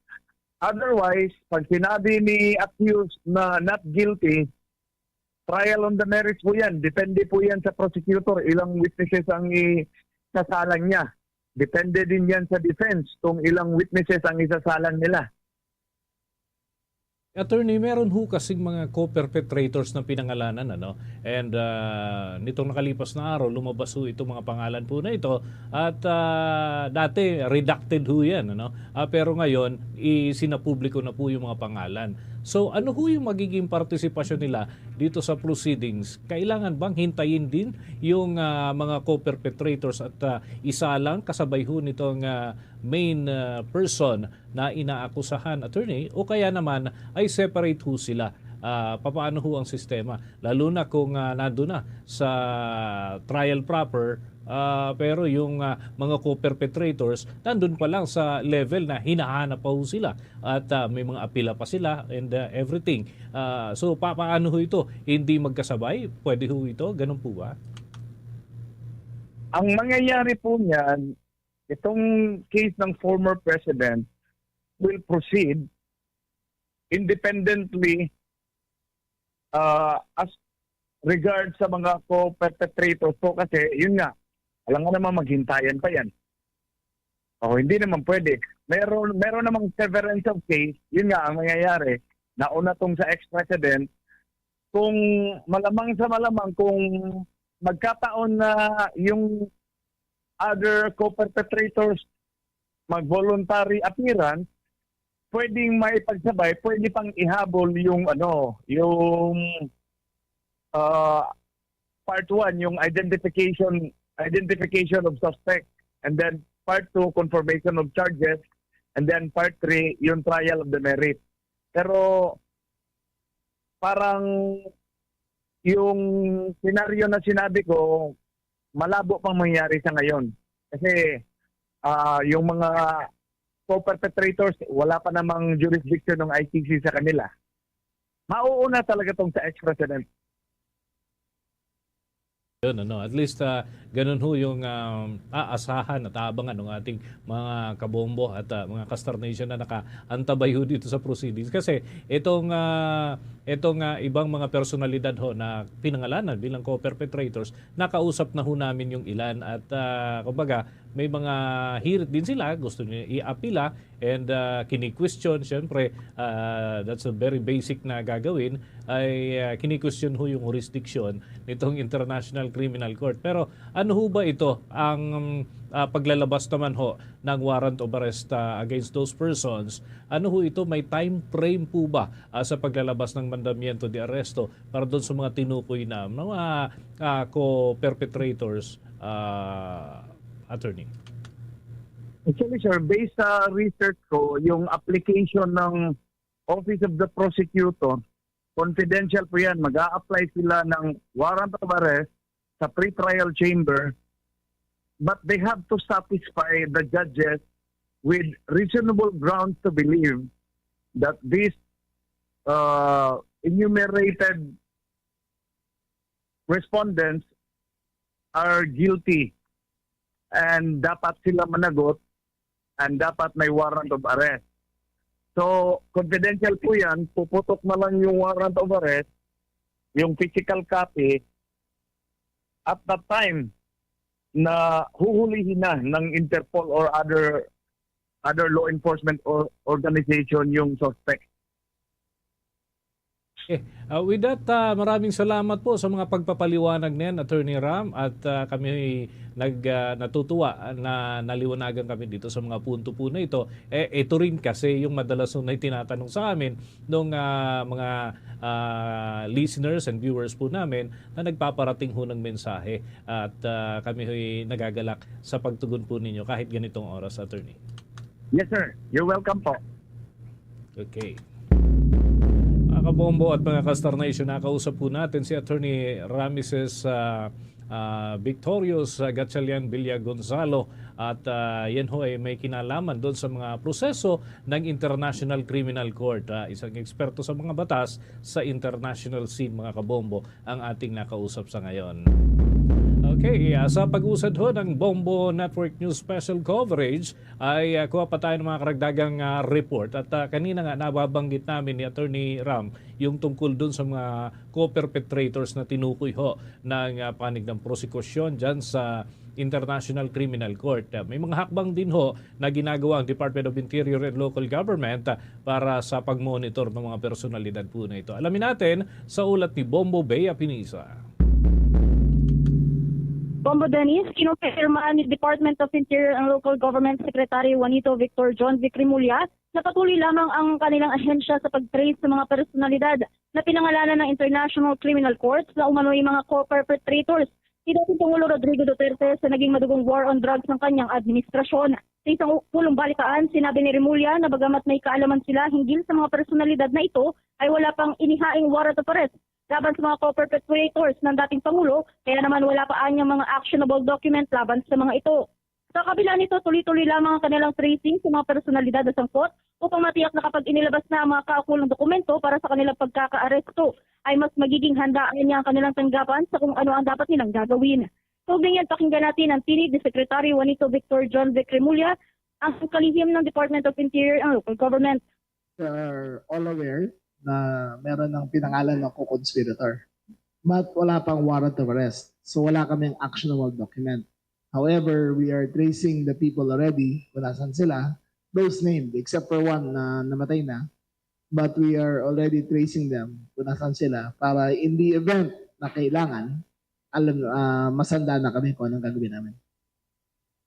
Sa kasalukuyan, Bombo Dennis, kinukuha pa ng Department of Interior and Local Government ang mga travel records at iba pang mga detalye hinggil sa mga pinangalanan ng mga individual.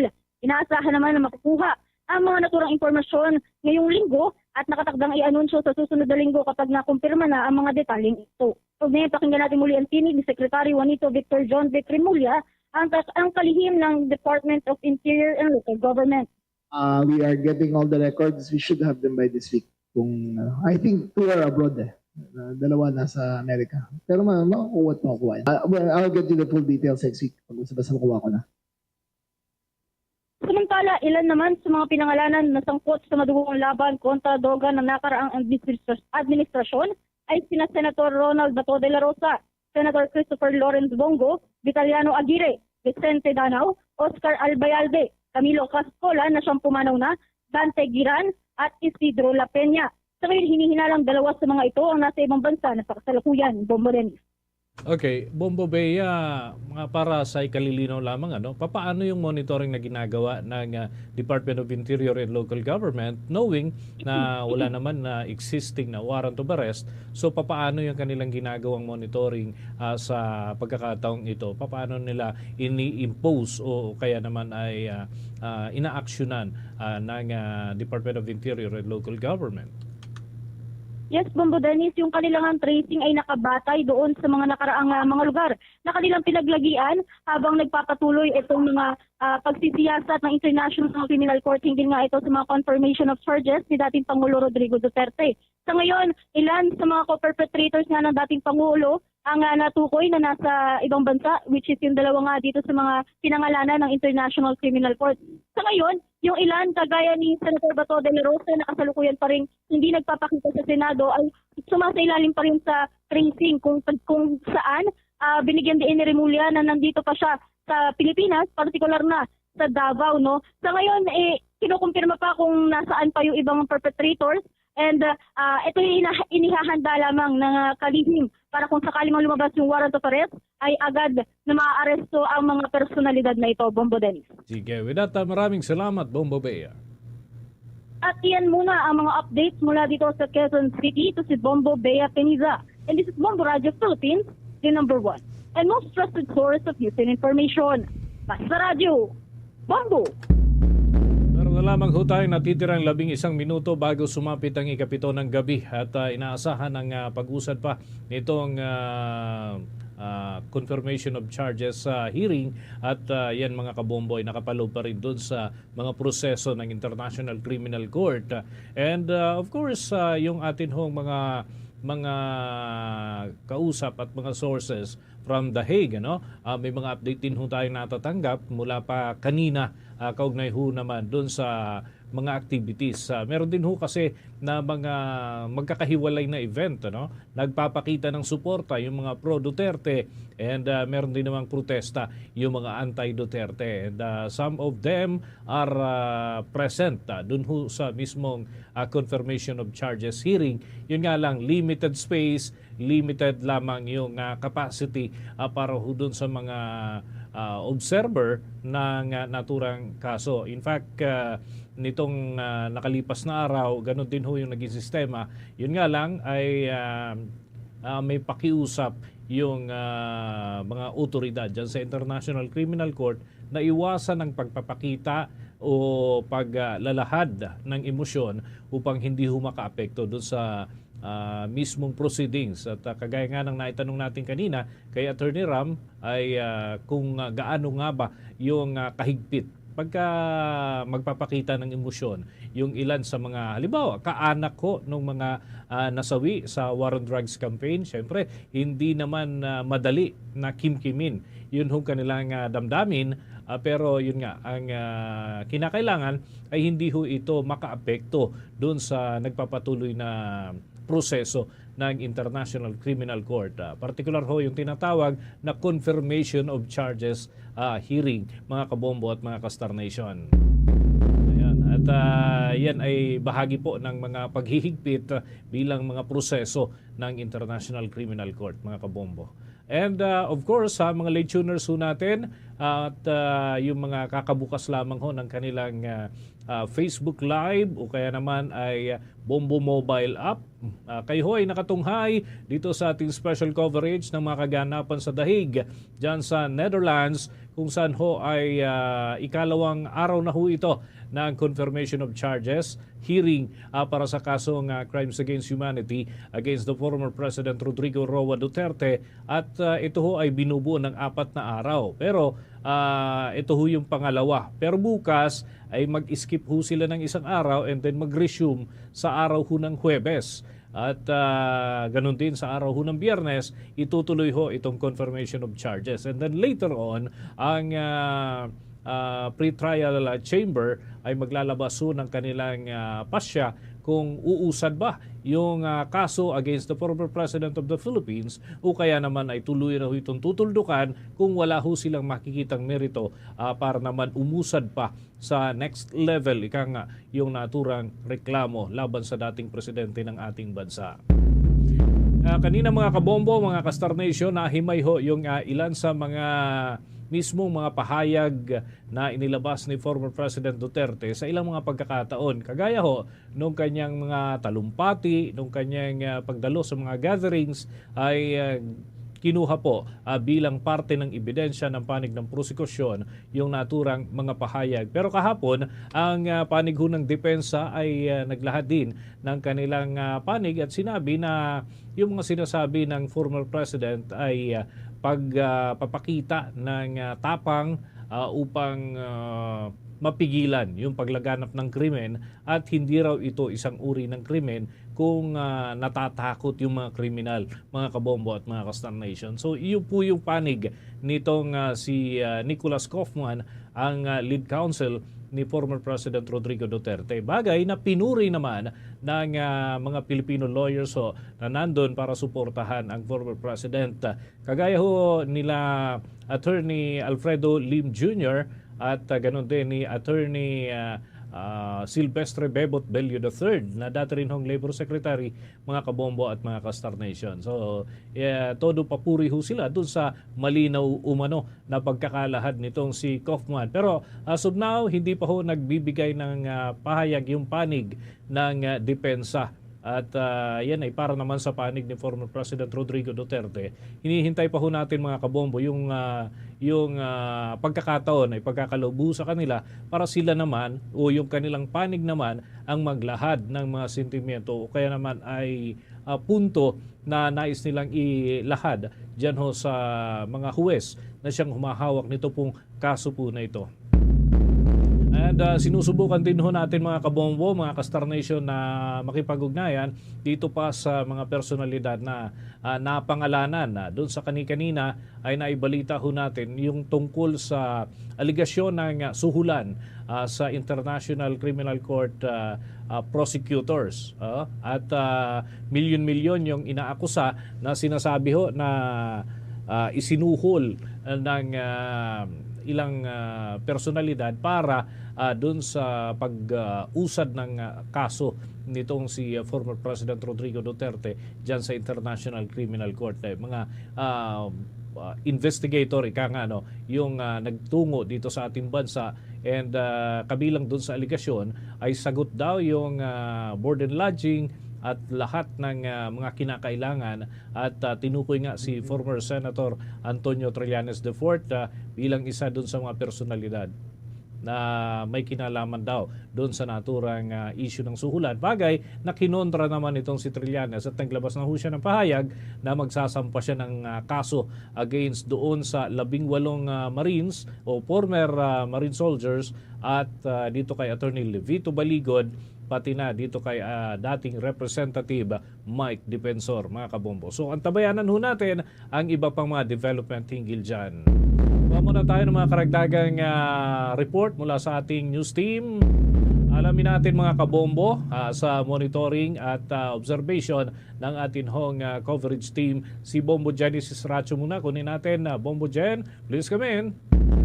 Bombo Dennis, mga kabombo Kastar Nation, habang hinihintay natin itong pagpasok ng second session ng day 2 ng confirmation of charges hearing laban kay dating Pangulong Rodrigo Duterte, ibahagi lamang natin itong pananaw ng Victims Council, itong si Attorney Colmenares na isa sa mga sumama sa mga biktima ng drug war doon sa May Dahig at makikibahagi doon sa hearing laban kay dating Pangulong Rodrigo Duterte. Natanong kasi si Attorney Colmenares, Bombo Dennis, before nag-start itong trial kanina or itong hearing kanina, at nababanggit niya na napaka-off tangent yung argumento nitong si Attorney Nicholas Kaufman kagabi.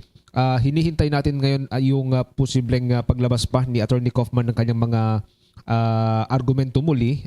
Pero ang sabi nitong si Attorney Colmenares, isa sa mga batikang human rights lawyer ng Pilipinas, ay hindi katanggap-tanggap yung mga argumentong binitawan ni Attorney Kaufman kagabi, lalo na yung pagbanggit sa pangalan ni Pangulong Ferdinand Marcos Jr. at kasama na dito yung ibinabato kay Pangulong Marcos na hindi raw niya tinutupad yung kanyang mga statement, mga pangako kay dating Pangulong Rodrigo Roa Duterte. Balikan natin na, Bombo Dennis, yung maikling pahayag ni Attorney Colmenares ngayong araw nito. Masaya din kami doon sa punto na walang kinalaman sa kaso yun. Kung totoo man, halimbawa, naprubahan nilang totoo man na nangako si President Marcos na hindi siya mag-cooperate sa ICC, and in the end, nag-cooperate pala siya, anong connection mo sa kaso? Ang kaso ay may mga namatay, pinatay mo ba? Inutos mo ba? Kahit pa nag-break ng word si President Marcos, hindi yan i-consider ng ICC na relevant na ebidensya. Actually, parang ano yun parang narrative lang yan ng mga supporters ni President Duterte. Pero sa legal, medyo para sa akin, mahina yun. Kasi hindi mo talaga sinasagot ang tanong. In fact, sa Pilipinas, ang tawag nga dyan, negative pregnant. Sa law, negative pregnant, parang may pag-amin ka as well. Parang may denial ka na actually inaamin mo. So yun ang negative pregnant. Kung sinabing pinatay mo siya ng Miyerkules, pinatay mo siya, ang sasabihin mo, hindi ko siya pinatay ng Miyerkules. So parang inaamin mo na ng Martes, di ba? So yun ang negative pregnant diyan. Kaya parang labas na sa issue ng korte ang trend ng depensa kahapon, at kami para sa amin magandang pangitain yon kasi parang wala ngang ebidensyang maipresenta si President Duterte para sabihin wala siyang kinalaman sa drug war at hindi niya alam ang nangyayaring patayan sa drug war.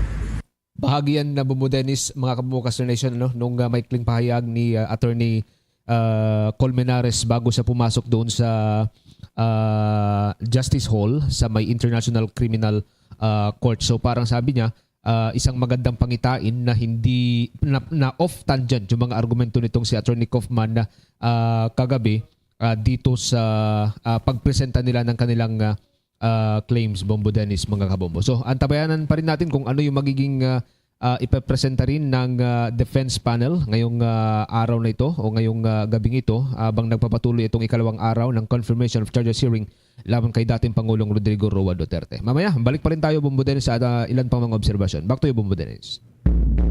Ayan, maraming salamat, Bombo Genesis Racho. Mga kabombo at mga ka-Star Nation, tayo ay patuloy na nakasubaybay dito sa mga kaganapan sa International Criminal Court and nakantabay ho tayo sa resumption nitong pagdinig ng International Criminal Court. Ito ho yung ikalawang araw, day 2, ika nga, no, ng confirmation of charges hearing para sa kasong kinakaharap ni former President Rodrigo Roa Duterte. And of course, para sa ating mga late tuners, mga kabombo, hanggang mamaya pa ho ito, mga kabombo, no? Hanggang around 10:30 evening at tayo ho ay advance ng 7 oras doon sa Dahig. Ibig sabihin, hapon ho sa kanila sa mga pagkakataong ito, mga kabombo at mga ka-Star Nation. At ang temperatura ay naglalaro ho sa pagitan ng 8 hanggang 10 na antas ng sentigrado, ano? Malamig 'yan kung para dito sa ating mga kababayan sa Pilipinas. Pero para doon ho sa kanila medyo mainit na 'yan o kaya ay normal na 'yan, ano? Yung temperatura na 9 hanggang 10 degrees Celsius. Habang dito ho sa atin ang temperatura naman ay nasa 20 degrees Celsius and above, no? At yan ay kaugnay ho ng ating sitwasyon. Yung heat island effect kasi nakakaapekto, mga kabombo, ay doon talaga likas na malamig ho dyan sa bahagi ng Netherlands. Kaya yan yung isa sa sinasabi na konsiderasyon, ano, kagaya nga ng binabanggit ni Attorney Bebot Bello na para sa isang kagaya ni former President Rodrigo Duterte na manatili sa isang bansa na napakalamig ng temperatura ay malaking kumbaga negatibo ang epekto sa katawan, lalo't hindi naman ito nasanay sa malamig na temperatura. Dahil tayo dito sa Pilipinas ay tropical country at ngayon ay humaharap sa araw-araw na malamig na temperatura dyan sa Dahig ang former president. But of course, meron naman ho mga heater at mga facilities ang International Criminal Court para ho dun sa mga detainee, kabilang na ho si former President Rodrigo Roa Duterte. At mamaya, mga kabombo, mga ka-Star Nation, alamin ho natin ang mga karagdagang banggit ng panig naman itong depensa. Kasi sa panig ho ng prosekusyon, kahapon ay humarap itong si Attorney Butuyan, Joel Butuyan, atin hong kababayan, and today ang humarap naman ay itong prosecutor na si Edward Jeremy. At may iba pa ho, mga personalidad na haharap para maglahad ng kanilang panig. Kaya lang inaasahan ho natin na mamaya yung panig naman ng depensa maglalahad ng kanilang mga argumento, no? Para ho dito sa confirmation of charges hearing. Okay.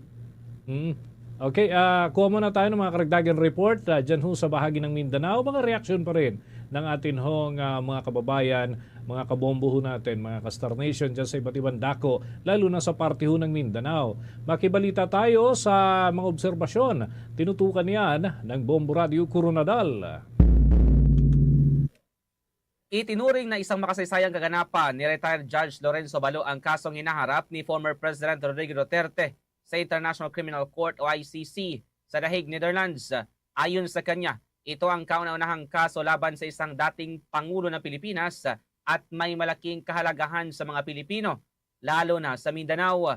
Ipinaliwanag ni retired Judge Balo sa panayam ng Bombo Radio Coronadal na makasaysayan ng proseso dahil si Duterte ang kauna-unahang Asyanong dinala sa International Criminal Court upang harapin ang crimes against humanity. Binigyan din niya na ito ang isang pribilehiyo para sa mga Pilipino na masaksihan ang itong makasaysayang kaganapan. Ipinaliwanag din niya ang proseso ng ICC sa confirmation of charges nakatumbas ng preliminary investigation sa lokal ng korte sa Pilipinas. Sa ICC, 3 hukom ang nagsusuri kung may substantial grounds para ituloy pa ang kaso at hilingin ang trial. Ayon kay Balo, nararapat na sumailalim si Duterte sa trial upang malinawan kung may sala o wala ang lahat ng akusasyon laban sa kanya. Hinikayat din ng dating hukom ang parehong pro at anti-Duterte na maging open-minded at positibo at ipangibabaw ang kapakanan ng mga Pilipino sa kanilang paghuhusga. Aniya, mahalaga na ang pambansang interes ang pangunahing priority sa kabila ng matinding opinyon o panig ng bawat isa. Para sa mga taga-Mindanao, mahalaga nga itong perspektibo dahil nakikita nila ang epekto ng katarungan sa pambansang antas at kung paano na iuugnay ang proseso sa prinsipyo ng due process na ipinapatupad sa buong mundo. Historical event nga involved ang past president, the only Asian president nga sa ICC for crimes against humanity. Yan ang ulat nga rito sa Bombo Radio Coronadal. Ito si Bombo Donald Pitogan. This is Bombo Radio Philippines, the #1 and most trusted source of news and information. Basta Radyo. Bombo! 5 minuto na mga kabombo at mga ka-Star Nation, makalipas ho ang alas 7 ng gabi. At nagpapatuloy pa rin tayo sa pag-antabay dito sa mga kaganapan sa ikalawang araw ng Confirmation of Charges hearing. Kanina ho sa ating interview kay Attorney Ram ay nabanggit ho yung ilan sa mga proseso, no? At atin naman ho itong nauobserbahan. So tuloy na ho tayo sa pagtutok dyan sa International Criminal Court. My name is Robin Croft and I address 2 topics today. First, I will present the contextual elements of humanity. Second, I will set some of the prosecution's evidence to Duterte's individual responsibility for what's alleged in this case. First then, to the contextual. Your Honours, the contextual elements against humanity published in this case because, first, there was an attack against the civilian population in the Philippines. The attack targeted civilians alleged to be involved and other forms of criminality. The Rome Statute crimes alleged in this case formed part of that attack. Second, the attack was widespread and systematic. And third, the attack was carried out pursuant to, or in furtherance of, a state or organisational policy. This policy was to neutralise alleged criminals in the Philippines through violent crimes, including murder. The evidence establishing the contextual elements are set out in paragraphs 71 to 86 of our pre-confirmation brief.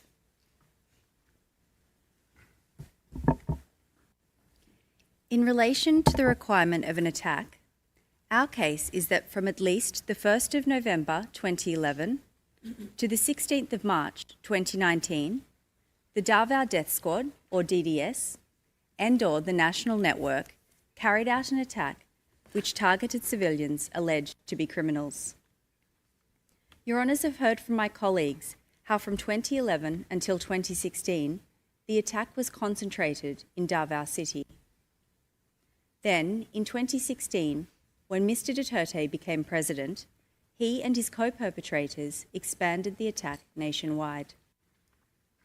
They used the national network to do this, which, as Mr. Jeremy has explained, was comprised of state actors, such as law enforcement personnel, as well as non-police assets and hitmen.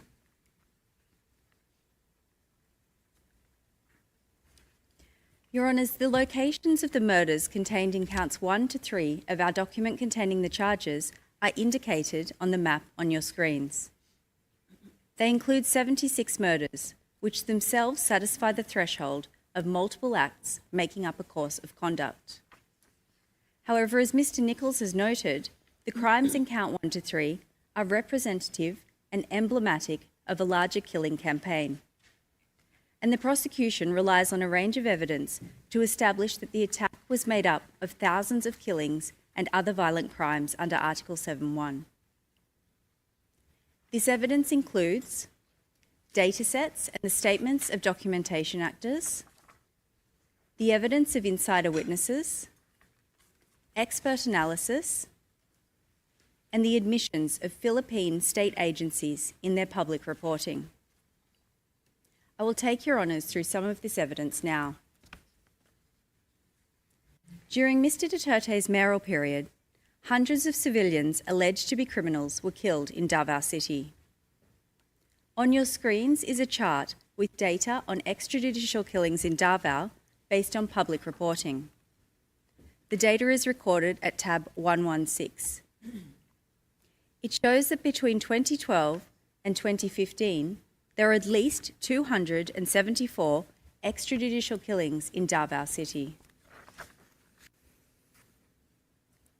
This data is corroborated by DDS insider witnesses. Several DDS witnesses say that they each killed hundreds of alleged criminals while with the DDS. Your Honours can see on this slide quotes from one DDS witness.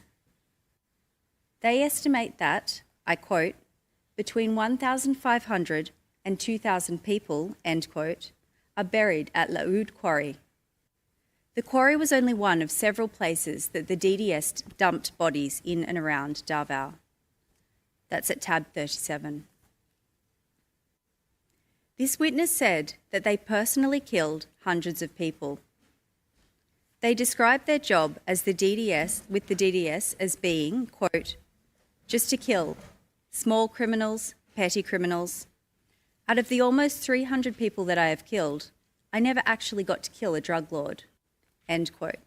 That's at tab 34. This witness's words make it clear that the target of the attack was people alleged to be criminals in Davao. Your Honours, another DDS witness who also killed hundreds of people said that the DDS targeted, I quote, suspected criminals in Davao City, including shabu users and pushers, end quote. That's at tab 58.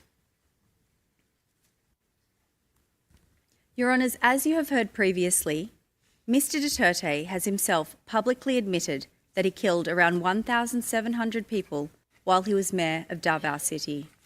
I quote, they say I killed 700, they undercounted, around 1,700, end quote. That's at tabs 10, 10.1, 10.2. This evidence, the data collected by independent organisations, the statements of insiders on the hundreds of people that they have each killed, and Mr. Duterte's own admission of having killed 1,700 people while mayor of Davao, all show that the attack was widespread in the mayoral period. And the attack continued to be widespread after Mr. Duterte became president, when it expanded across the country. The victimisation expanded, with the hundreds killed during the mayoral period becoming thousands in the presidential period. Your Honours can see a map of the Philippines on the slide. The colours which will emerge show the locations and density of the killings in the anti-illegal drug campaign. Purple dots indicate an area with 1 to 10 killings, while yellow indicates 500 killings. This is how the killings progressed throughout the presidential period.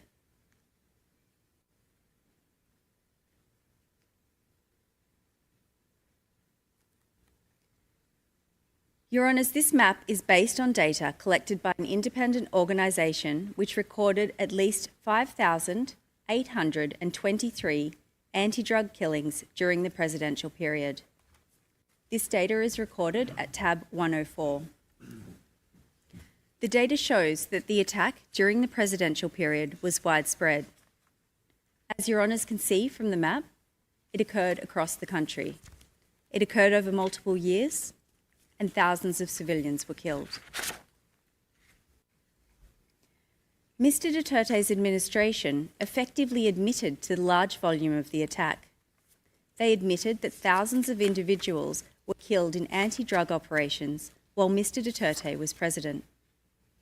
For example, in the Duterte administration's 2017 year-end report, which you can see on your screens, the administration admitted that 967 drug personalities died in anti-drug operations in the first year and a half of Mr. Duterte's presidency. That's at tab 106.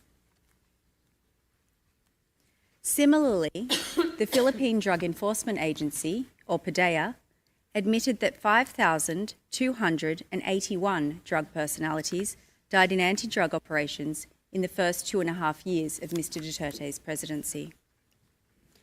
This is at tab 98. These admissions corroborate the widespread nature of the attack.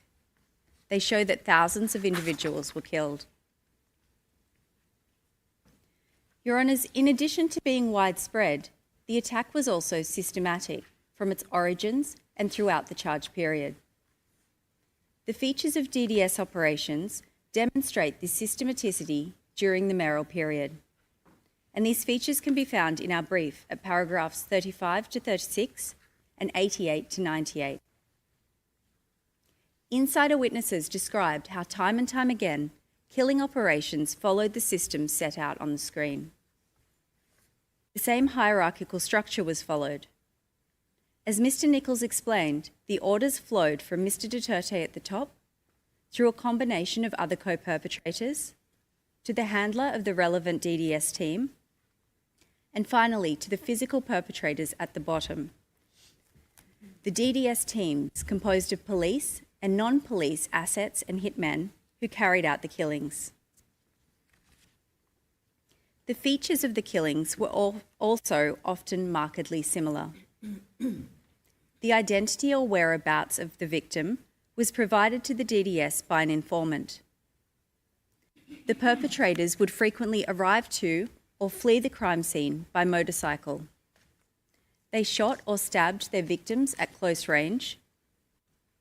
The victims were targeted on the basis that they were alleged to be drug users, pushers, or other criminals. And the DDS received a sum of reward money for each kill. When the attack expanded during the presidential period, it continued to be systematic because it remained highly organised, planned, and coordinated.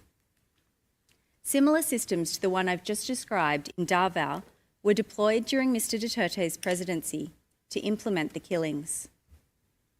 Your Honours can see some of those features listed on your screens. As in Davao, victims were targeted on the basis that they were alleged to be drug users, pushers, or other criminals. The process for killing the targets was often markedly similar. First, the victims were identified by state actors as targets and listed. As Mr. Jeremy has outlined, high-value targets were often listed on the PRRD list.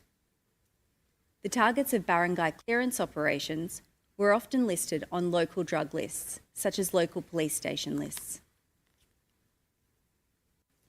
Second, targets were killed in the context of so-called law enforcement operations. Police often tried to legitimise the operations, so they would stage a nanlaban or fight-back scenario to make them to appear to have been in self-defence. They would also plant evidence, such as drugs and guns, on the victims' bodies. And third, as in Davao, police and those working with them were often paid reward money per kill. Your Honours, these killings were not random or coincidental. Quite the opposite. Targets were pre-identified, listed, and then subject to operations based on that list. This clearly demonstrates the systematicity of the attack. Your Honours, the last point I would like to make about the attack relates to the evidence of an expert witness who specialises in political violence in the Philippines. This expert analysed data relating to armed encounters between the PMP and supposedly armed suspects. He compared data from before Mr. Duterte's presidency to during. And based on this comparison, he found that in the first 25 months of Mr. Duterte's presidency, the number of suspects killed by police increased by 590% across the Philippines. And that finding is at tab 68.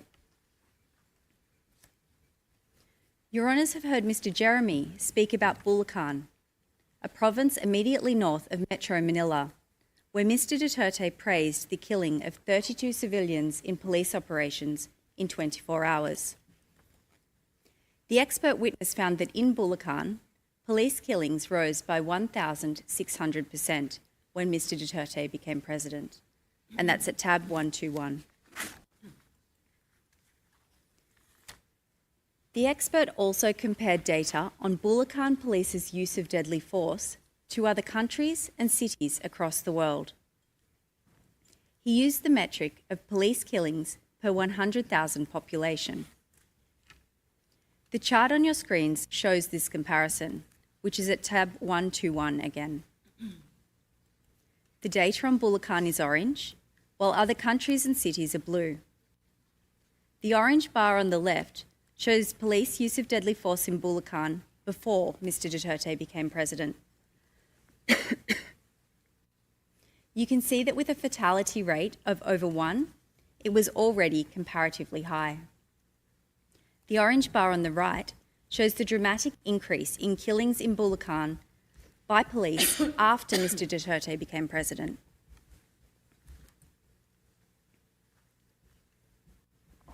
The expert concluded that, quote, "The only plausible explanation for such an extreme ratio is a widespread policy of extrajudicial executions," end quote.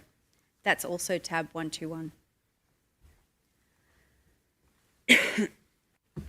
Your Honours, this leads us to the policy requirement for crimes against humanity in Article 7.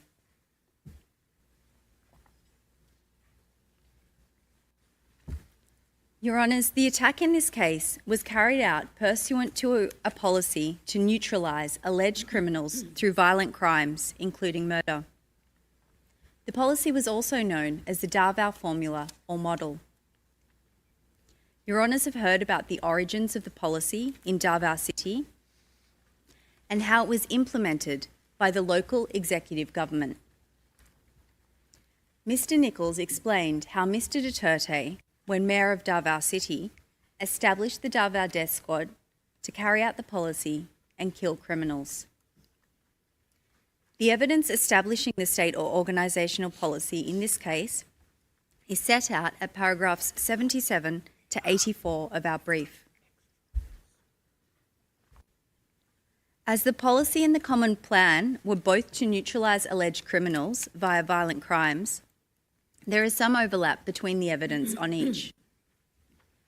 I will set out some of that evidence now while discussing the policy, and then some later while discussing the common plan. The evidence includes Mr Duterte's many public statements and speeches outlining the policy.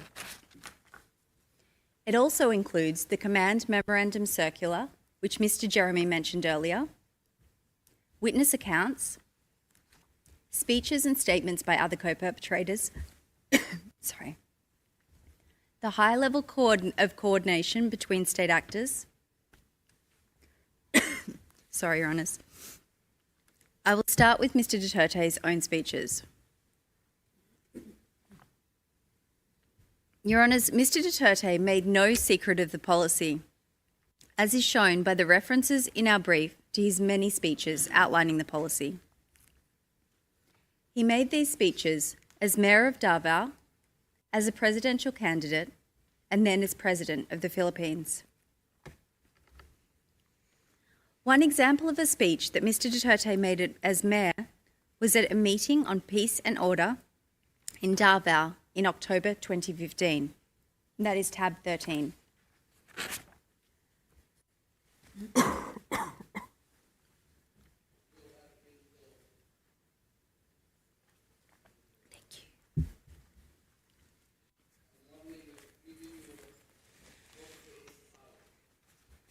The 8 hours yung mga nagdi-distribute ng droga sa Boulevard.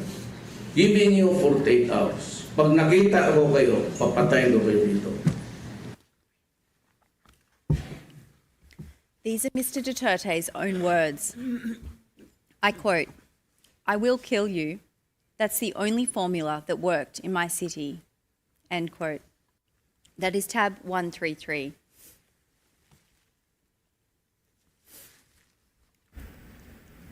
Prangka-prangkahan talaga. I will kill you. Kayong na mayor ako ngayon, presidente, yun din ang, that's the only formula that worked in my city.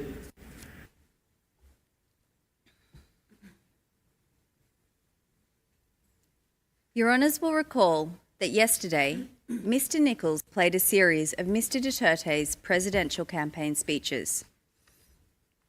I want to take a moment to reflect on some of the key features of those speeches, which are at tabs 8, 12 and 14.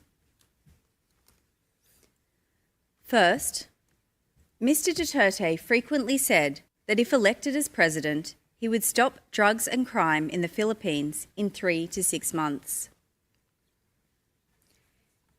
He frequently referenced his experience in Davao, where he admitted that he had killed criminals. He said that if elected, he would order the military and police to do the same nationwide. And he expressly stated that this would entail killing.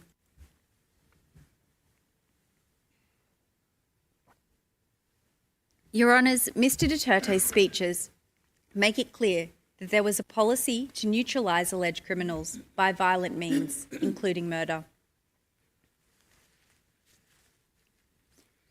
And Mr Duterte was not the only member of the Common Plan who disseminated the policy through public speeches and statements. In this video at tab 9, co-perpetrator Mr De La Rosa addresses a crowd of self-confessed drug addicts in Bacolod City and urges them to kill drug lords and burn their houses. But on Thursday, National Police Chief Ronald De La Rosa's rhetorics were far from toned down, as he told hundreds of self-confessed drug users and pushers in Bacolod City to kill drug lords.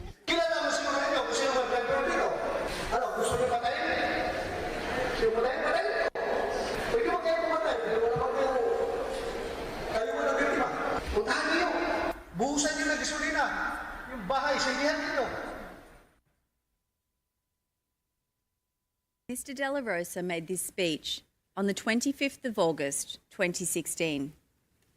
At the time, he was the chief of the Philippine National Police.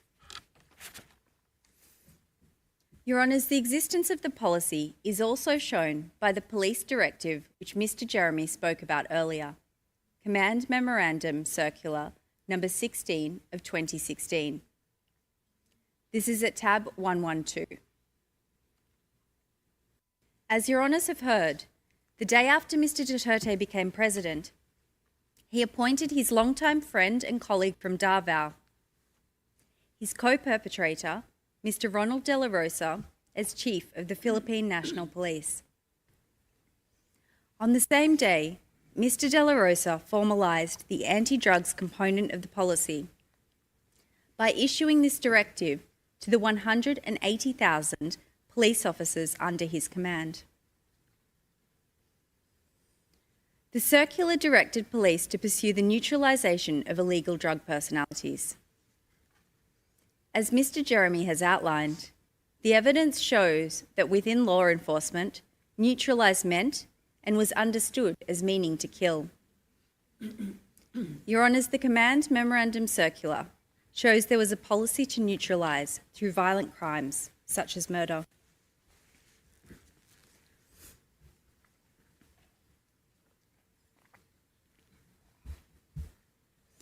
I will now turn to part 2 of my presentation on Mr Duterte's individual criminal responsibility.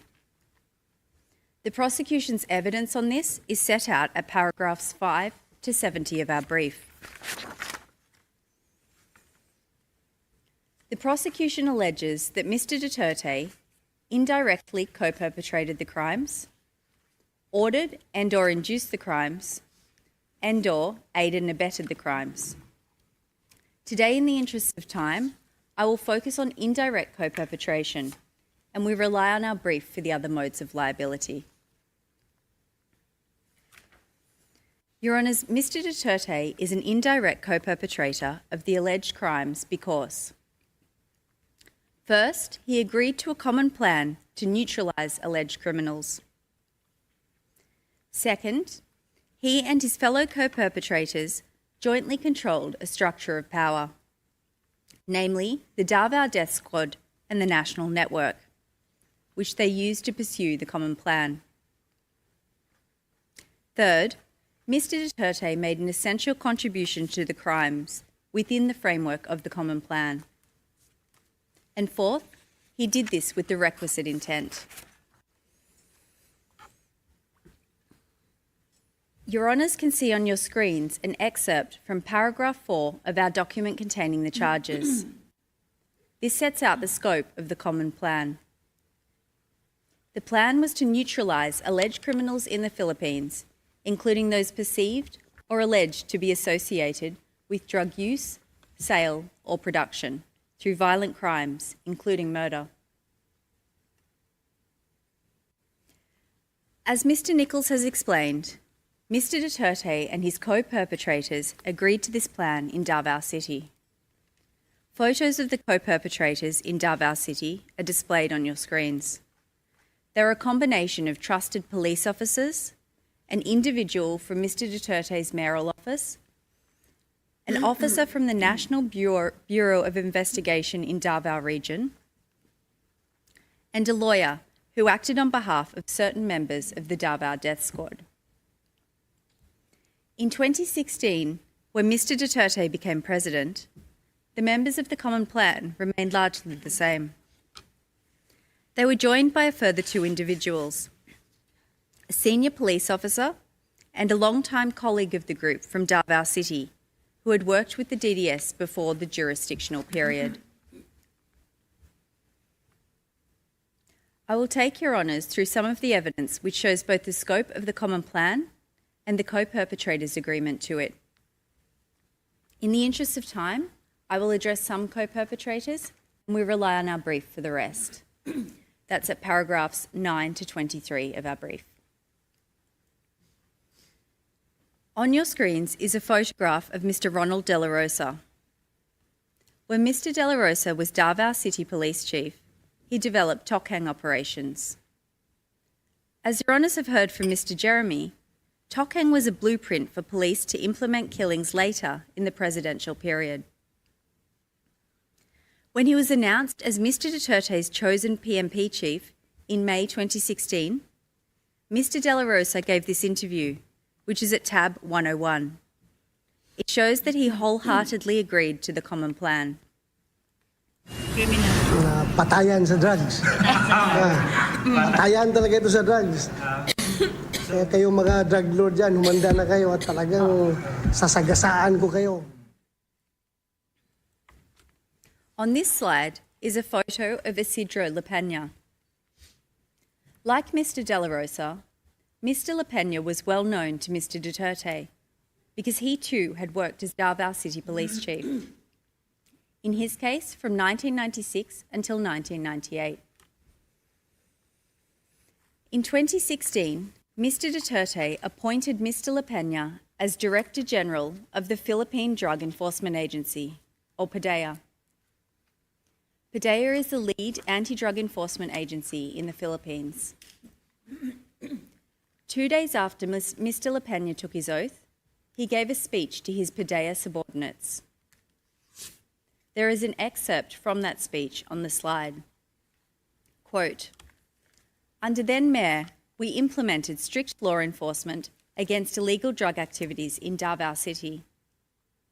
The President wants to replicate and expand what is being done in Davao. And that is precisely what I intend to do." End quote. That's tab 101.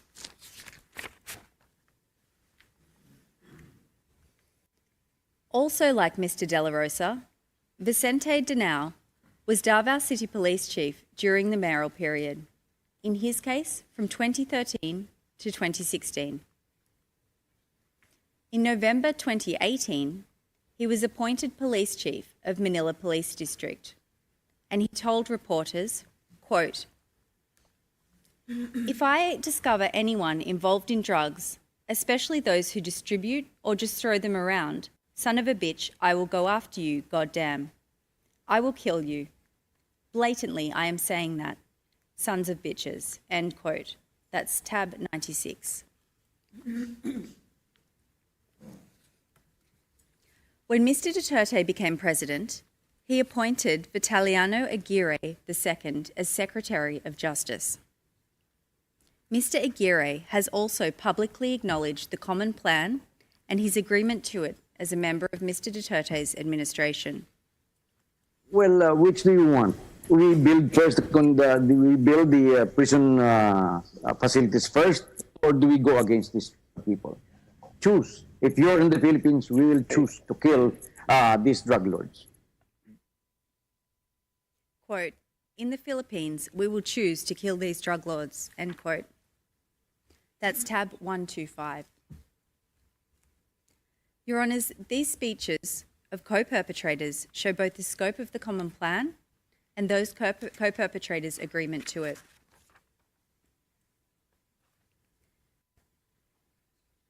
Your Honours, the next element of indirect co-perpetration is control of a structure of power. In the mayoral period, Mr. Duterte and his co-perpetrators controlled the DDS, which they used to pursue the common plan. There is a diagram of the DDS hierarchy on your screens. As the mayor of Davao City, Mr. Duterte sat at the apex of the formal and city structures. The law gave him formal operational, supervision and control over the police in Davao City. In addition to this de jure power, insider witnesses spoke about his de facto power over police and the DDS structure. Under Mr. Duterte were a combination of co-perpetrators from the Davao City Police Office and the Mayor's Office. Together with Mr. Duterte, they controlled the DDS teams beneath them. They controlled the will of the DDS perpetrators through a range of mechanisms. And these are set out in paragraph 38 of our brief and include threats to kill and actual killing. To illustrate this control, there are quotes from one witness on your screen. This witness said that when he was first told to kill, he did not want to. But, I quote, I felt like I didn't have any other choice but to follow their orders. Duterte is the most powerful person in Davao City, and you had to do what he wanted. It wasn't possible not to not obey his command. End quote. This is tab 51. When Mr. Duterte became president, the co-perpetrators continued to control a structure of power. One of the first things that Mr. Duterte did with his new presidential powers was to appoint his co-perpetrators from Davao to national positions in government and law enforcement, which were key to the common plan. And after he appointed Mr. De La Rosa as chief of the PMP, Mr. De La Rosa used his new powers to move other police co-perpetrators into key policing roles. These new appointments expanded the geographic powers of the co-perpetrators and allowed them to create a larger network of individuals they controlled. Your Honours can see that structure of power on the chart on your screens. The co-perpetrators controlled the executive, they controlled the police, they controlled the Drug Enforcement Agency, the National Bureau of Investigation, and the Department of Justice. And they used this control to ensure that their subordinates carried out the plan to neutralise alleged criminals through violent crimes. For example, as PMP chief, Mr. De La Rosa now controlled some 180,000 police officers, who, as you have heard, he directed to neutralise drug personalities. Mr. La Peña now controlled 1,800 Philippine drug enforcement personnel. They used these subordinates as physical perpetrators to commit the crimes. Mr. Aguirre, as Secretary of Justice, now had control of the National Prosecution Service. He used this control to ensure that, except for a handful of low-level perpetrators in notorious cases, the crimes were not prosecuted, and a climate of impunity prevailed. And the co-perpetrators controlled the will of the physical perpetrators. As in Davao City, low-level members of the national network risked losing their jobs or being killed if they did not comply. For example, Your Honours can see the evidence of a police insider on your screens. He said that if his boss did not kill enough people during police operations, he would lose his post and be replaced. I quote, "We were told that there should be 5 to 10 deaths per month. The regional director called him and told him that if there were no deaths or no recorded killings, then he would be relieved of his duty." End quote. That's tab 124. Now on your screens is the evidence of an individual who police suspected of involvement in drugs. He surrendered to police to avoid being killed. The police held his status as an alleged drug pusher against him and recruited him as an asset. They made him kill other civilians who were alleged to be involved with drugs. He said, quote, "I surrendered myself to them. I knew that they wanted to kill me, so I became an asset of theirs." End quote. That's at tab 22.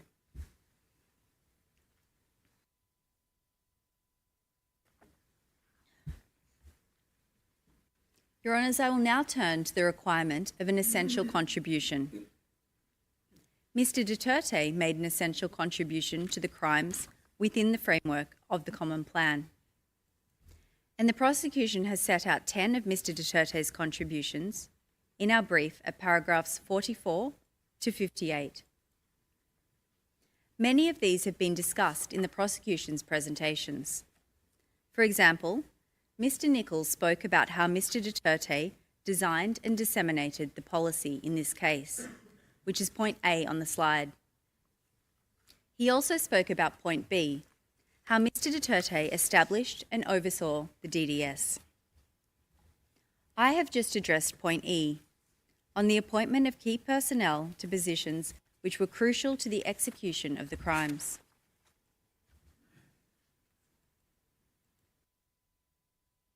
Mr. Jeremy has spoken about point J, how Mr. Duterte publicly named so-called high-value targets who were then killed.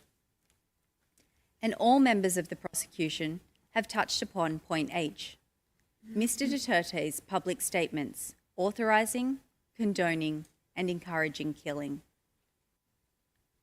Your Honours, without Mr. Duterte's essential contribution, the crimes in this case would not have been committed, or they would have been committed in a significantly different way.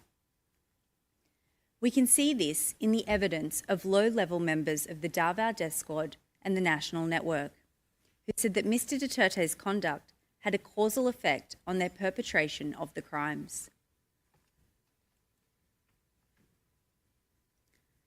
You can see on the screens, one low-level perpetrator during the mayoral period said, I quote, "I was confident to continue killing people because anyway, we wouldn't be arrested for that." End quote. That's tab 38. A low-level police perpetrator during the presidential period was asked about the impact Mr. Duterte's public speeches had on his team, including when deciding to kill someone. He responded, quote, "It did have an effect on me because it's like I was saying to myself, well, even the president, he himself is ready to do something like this, and who am I?" End quote. That's tab 142. A senior police officer during the presidential period was asked why his police unit started killing in July 2016. He responded, I quote, "Because of the directive of the president." End quote. That's tab 120.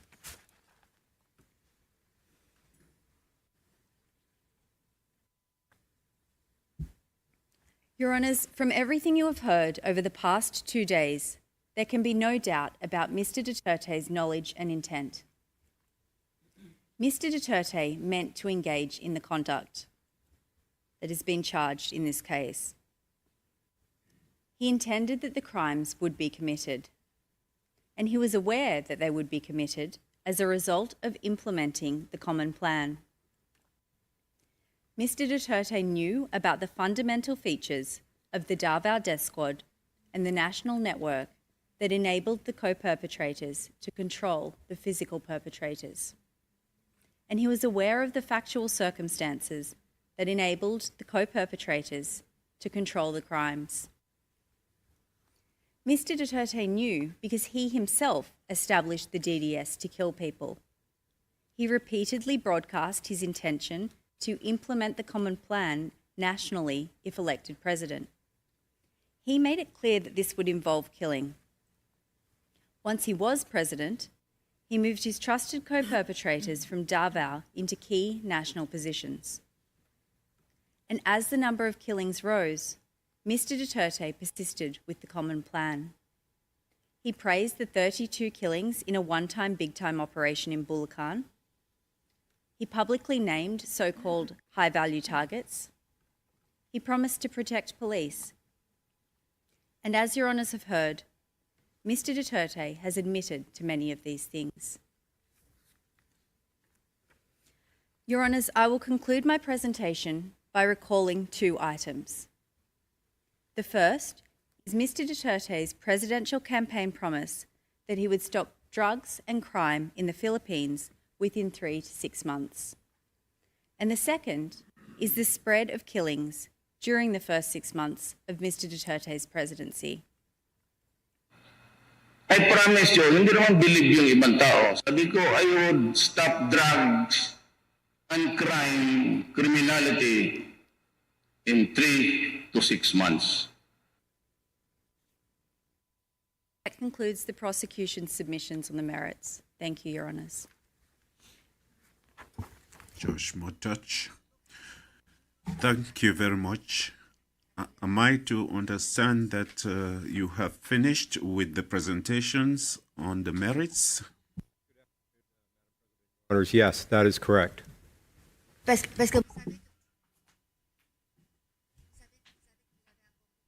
You know that you still have some time, right? Hopefully been efficient, and we have finished now. Thank you.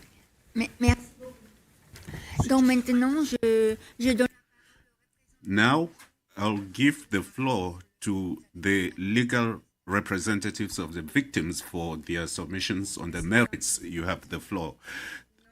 Thank you, Madam President. Our presentation shall be in 2 parts. I will start with my presentation, and my colleague Andres will conclude later on. And just to be sure, I have 30 minutes. Is that correct? Answer correct. Thank you.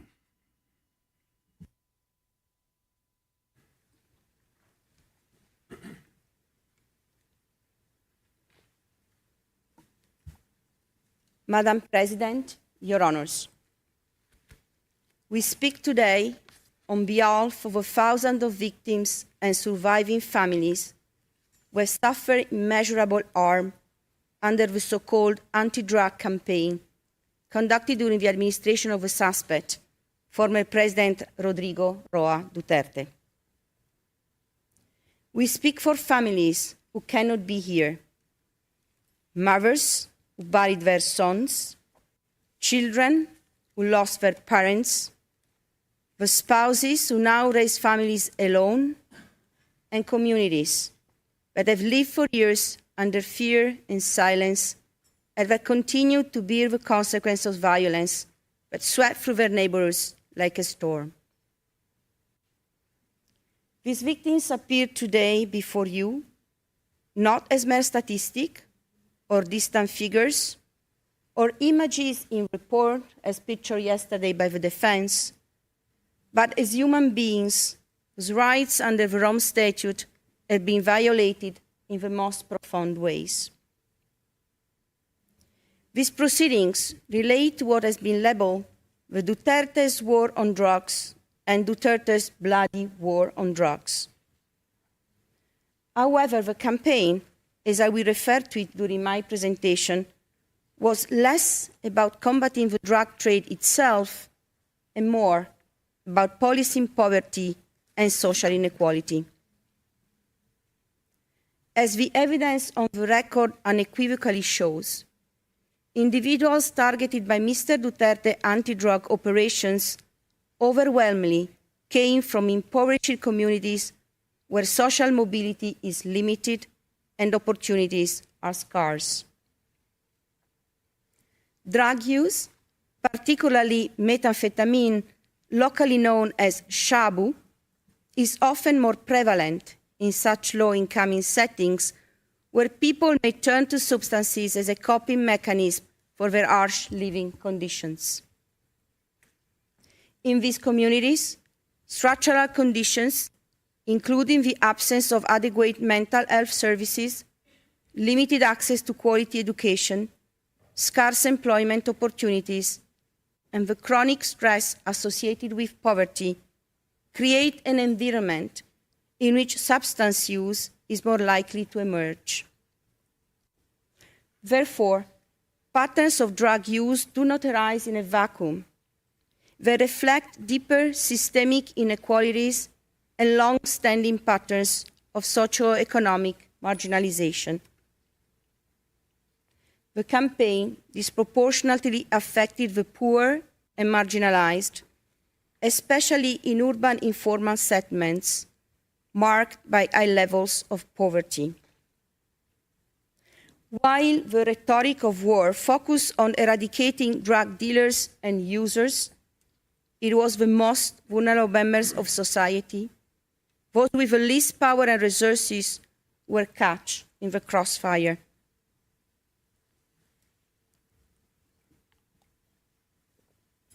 A significant number of the ones killed had little or no criminal history and were often accused of minor drug-related conduct or perceived drug use by the authorities. These were people living in poverty, were treated as expendable by a system that failed to prioritize their protection and to address the structural conditions underlying their struggles. Rather than addressing the root causes of drug addiction, such as poverty, lack of education, unemployment, and inequality, the Duterte administration framed the issue as a criminal one, focusing on punitive enforcement over social responses. Mr. Duterte's response was a selective, violent crackdown of the most vulnerable, recasting conditions of marginalizations as grounds for criminal targeting, rather as manifestations of social injustice. Framed on its face as a campaign against illegal drugs, it in reality reflected broader social political dynamics, including the targeting of marginalized communities, the use of state violence, and the deflection of attention from deeper structural problems.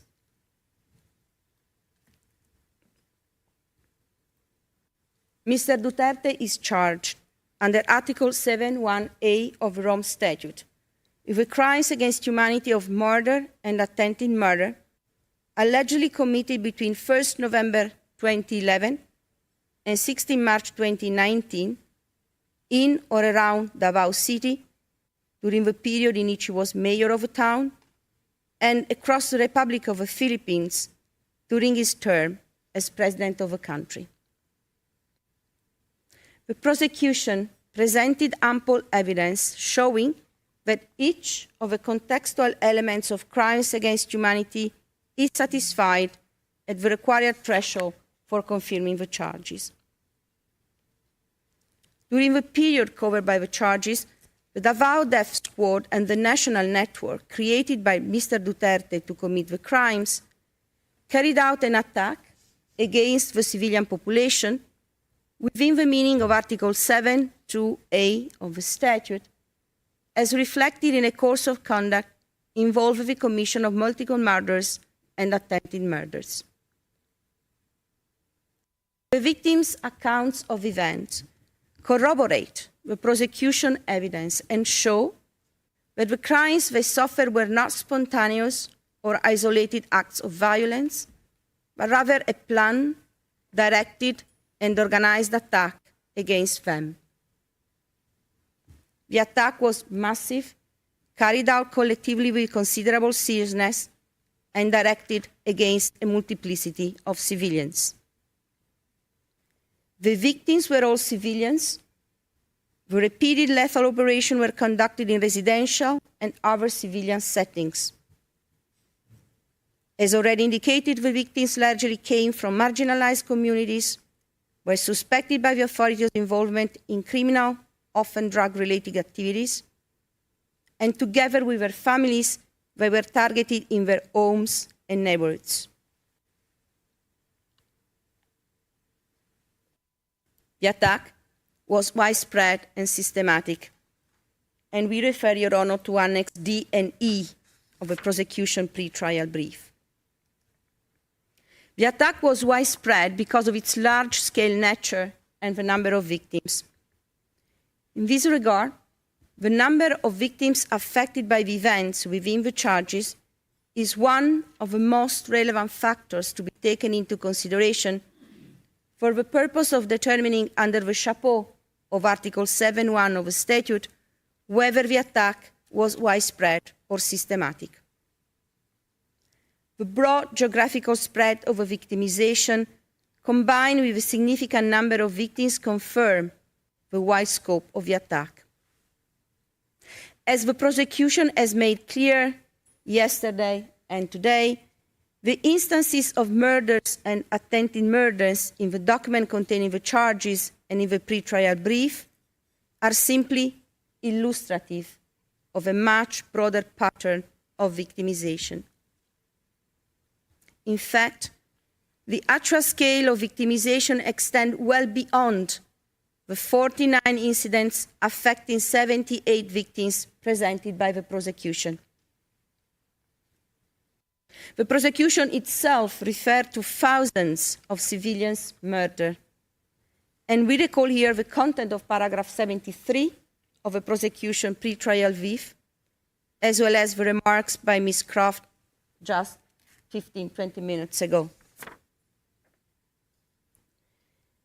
As reported by Human Rights Watch in a report published in 2022, since 2016, the Philippine police have admitted its involvement in the death of more than 6,200 people in drug raids across the country.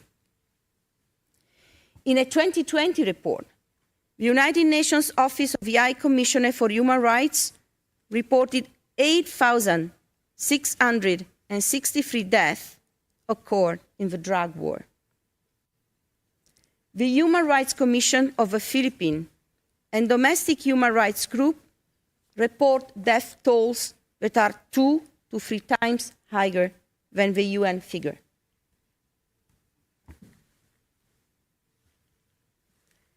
The attack was also systematic, well planned, and well executed, following a standard modus operandi.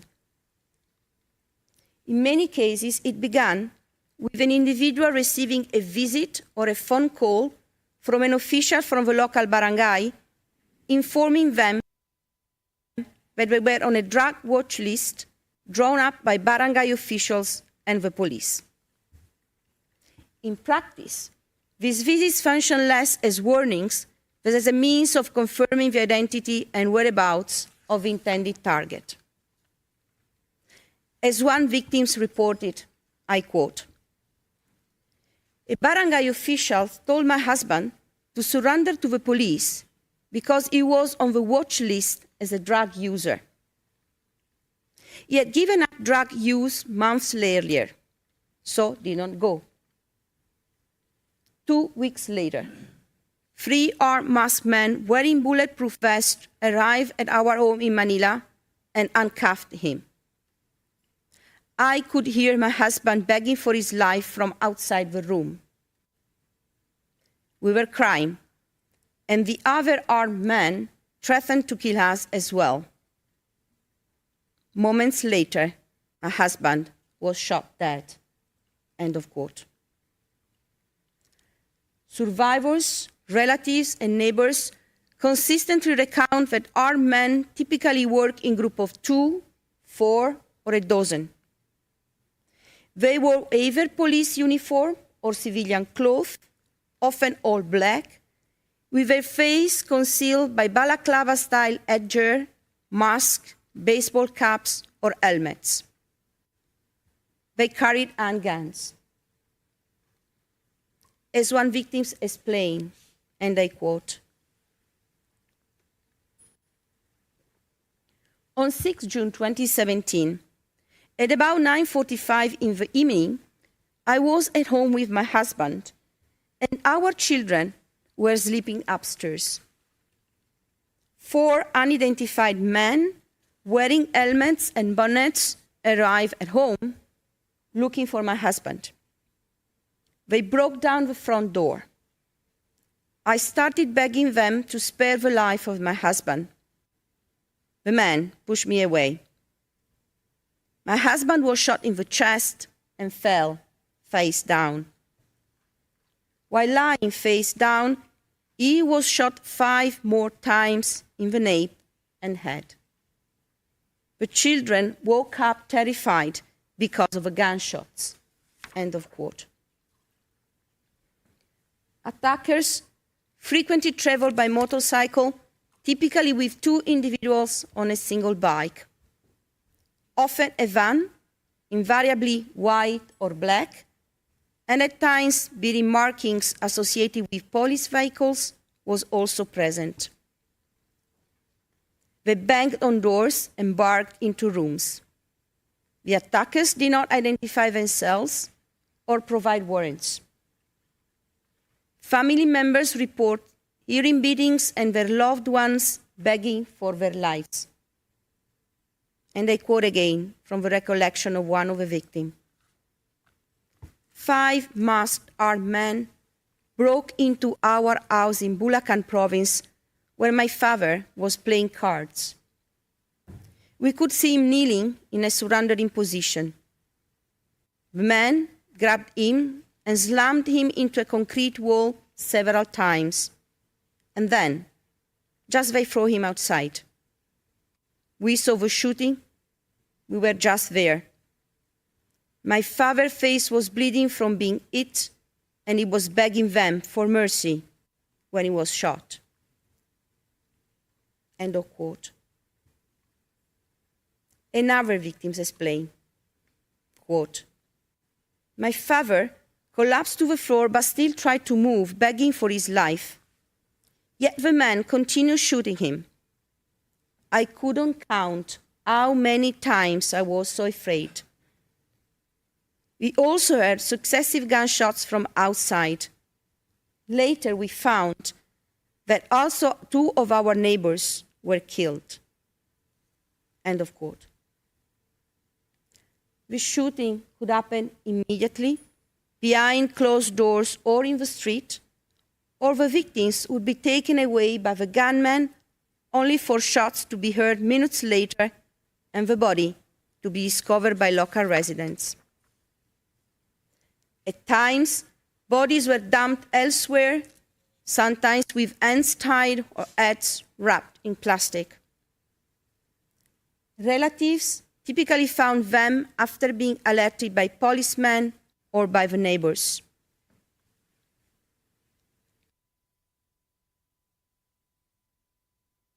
A victim recalled, quote, 6 masked armed men broke into the house where a small group, including several teenagers, were watching television. The men arrested and beat 2 young boys they believed were drug suspects and then took them away on motorcycles. A half hour later, after hearing from a uniformed policeman, we, referring to the relatives, rushed to a nearby bridge to find their bodies, both with gunshot wounds to the head, their hands tied with cloth. The gunmen were still at the scene, while uniformed police cordoned off the area. Another victim recounted, quote, "A week after his brother was killed, 10 police officers, some in civilian clothes, arrested my other son and took him to the local barangay office. That evening, masked armed men abducted him from the barangay office. Shortly afterwards, his body was found under a bridge a block away. When we found him, we saw that his entire head had been wrapped in packing tape and his hands had been tied behind his back. He had been shot execution style through the mouth." End of quote. And another one, quote, "The body seemed like it was just thrown out. The nails were removed, one eyeball was missing, stuffed by cotton." End of quote. Relatives and witnesses often saw uniformed police in the immediate surroundings of the incident, securing the perimeter. Special crime scene investigators typically arrived within minutes. In numerous cases, an unregistered 38 or 45 caliber gun and a packet of shabu were found placed beside the body. And instead of fleeing from the police, the gunman would mingle with them. As one of the victims described, I quote, "On 7 June 2018 in the morning, I was at home when I saw my son coming back from his work on the opposite side of the street. Suddenly, I saw 8 policemen, 3 in uniform and 3 in civilian clothes. 2 of them crossed the street. They took my son and banged his head against the wall. They accused him of selling shabu. He denied. He was then taken to the door of the house. He was shouting, 'Mama, help me!' I took a piece of wood and hit one policeman. Suddenly, one policeman pointed the gun against my son. He shot twice, at the head and at the chest. While in shock, I saw one police officer placing 4 packets of shabu and a gun around the body of my son." End of quote. The same account of another victim who simply recalled, "After the shooting of my son, who was only 19, uniformed police showed me his body in the house and a 45 caliber handgun next to his body. I told them that my son could not afford and did not possess a gun and therefore could not possibly have attempted to shoot at the police. I said he cannot even pay the rent. His sister paid the rent for him." End of quote. On occasions, victims were still alive when found by the relatives and taken to the hospital, where they later succumbed to their injuries.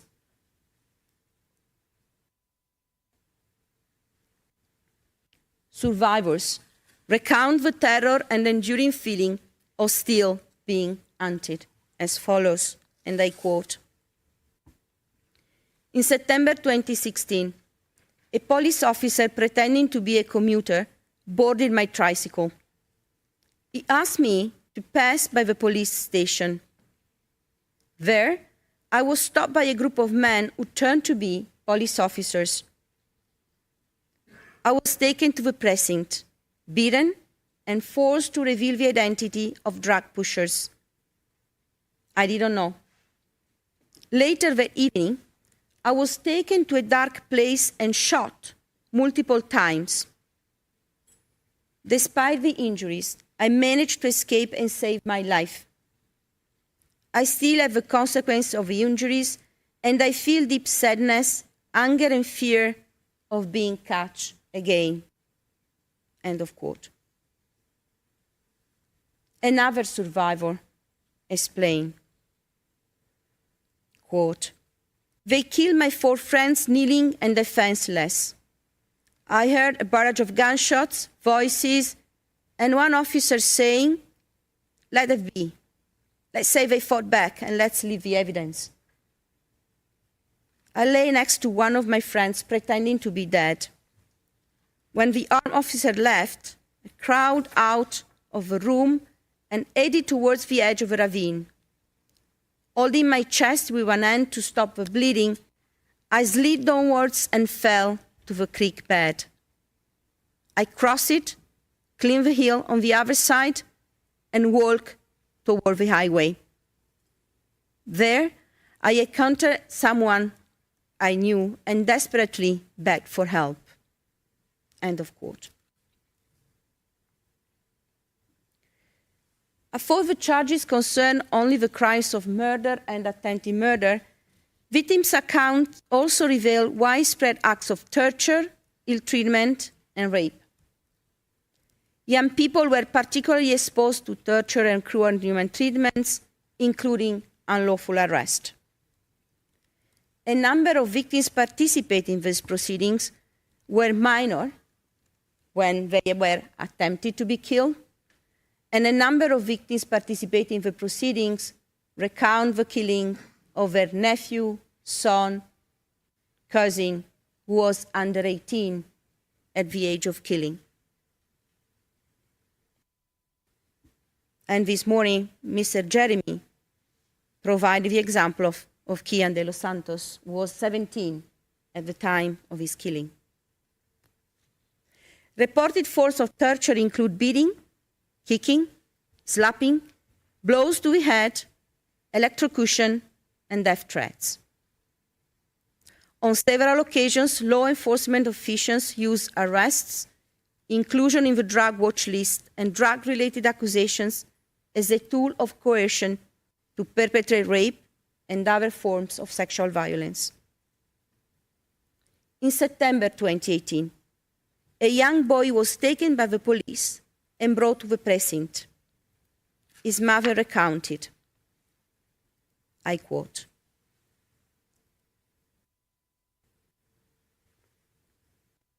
"At the precinct, he was repeatedly coerced into confessing a crime he was accused of. If you don't admit, your life will be the price," they threatened him. When he refused to confess, he was beaten with a gun and electrocuted. On the night of 16 September 2018, between 9 and 10, I received a phone call from my cousin urging me to go in a certain location in Manila. What I saw was a nightmare. My son had been discarded like an animal, his lifeless body lying on the boulevard, abandoned like a fish by the roadside. I rushed to the scene, but I was blocked by the police.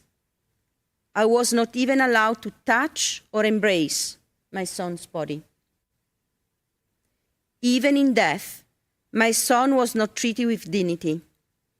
It was like they just threw my son out like a pig. I finally found him at the funeral home where I had to pay to recover the body. I had nothing. I was bargaining as if I were buying fish. In the end, I paid approximately 45,000 pesos to take my son's body for burial. Now I wonder, will justice ever be served? Excuse me, Counsel, you have 5 minutes left.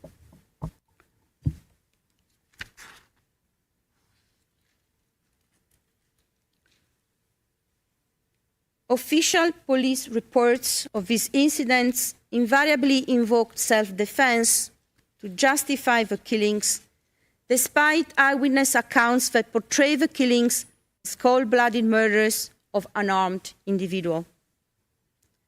To bolster their claims, the police routinely planted guns, spent ammunition, and drug packets beside the bodies. While these official accounts contrasted markedly with the ones provided by relatives, they were notably consistent among themselves typically characterize the incidents as by-bust anti-drug operation, differing little besides the names, places, and dates. The victim was invariably described as a dealer who attempted to sell to undercover officers conducting a buy-bust operation.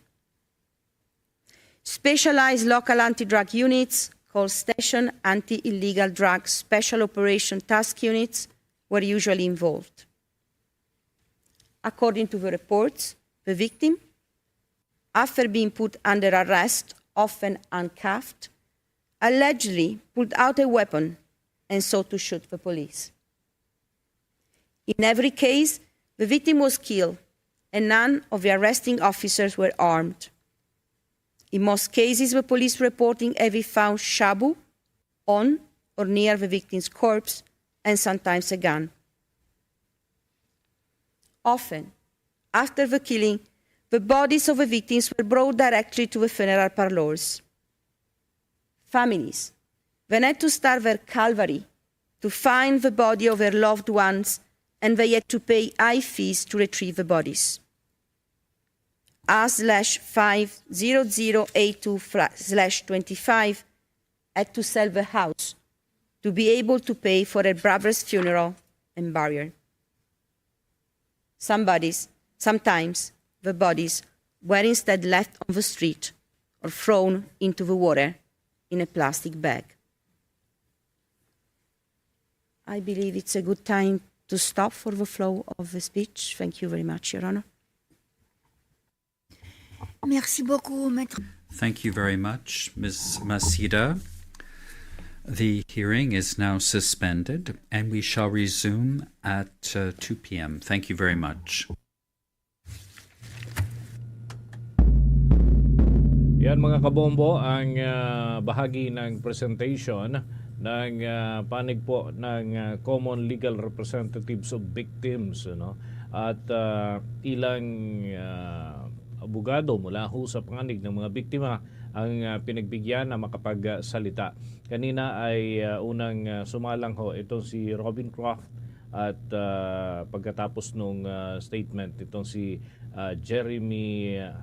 Edward Jeremy ay nagbigay din ng kanyang statement at naglahad ng mga merito ng reklamo laban kay former President Rodrigo Duterte. Sa kabuuan po ng kanilang presentation ay ilang ulit tinukoy yung mga co-perpetrators, ano? At yung mga talumpati, mga statement ng mga personalidad na binabanggit na may partisipasyon dito sa War on Drugs campaign, at yung plan na sinasabi na iniuugnay itong mga co-perpetrators at si former President Rodrigo Duterte.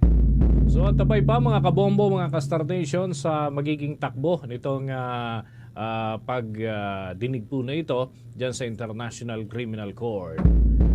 At for now, yan muna yung ating pagtugaygay dito mga kabombo. At yan ang tinutukan natin ng mga kaganapan kaugnay pa rin ng International Criminal Court proceedings dyan sa The Hague sa Netherlands. At mula rito sa Bombo News Center, Makati, this is Bombo Radio Philippines, the number one and most trusted source of news and information. Basta Radio, Bombo! For the most trusted source of news and information, visit our website at www.bomboradio.com. Follow us on Bombo Radio mobile app, Facebook, YouTube, TikTok, and X, formerly Twitter. Like, share, and stay connected. Anytime, anywhere.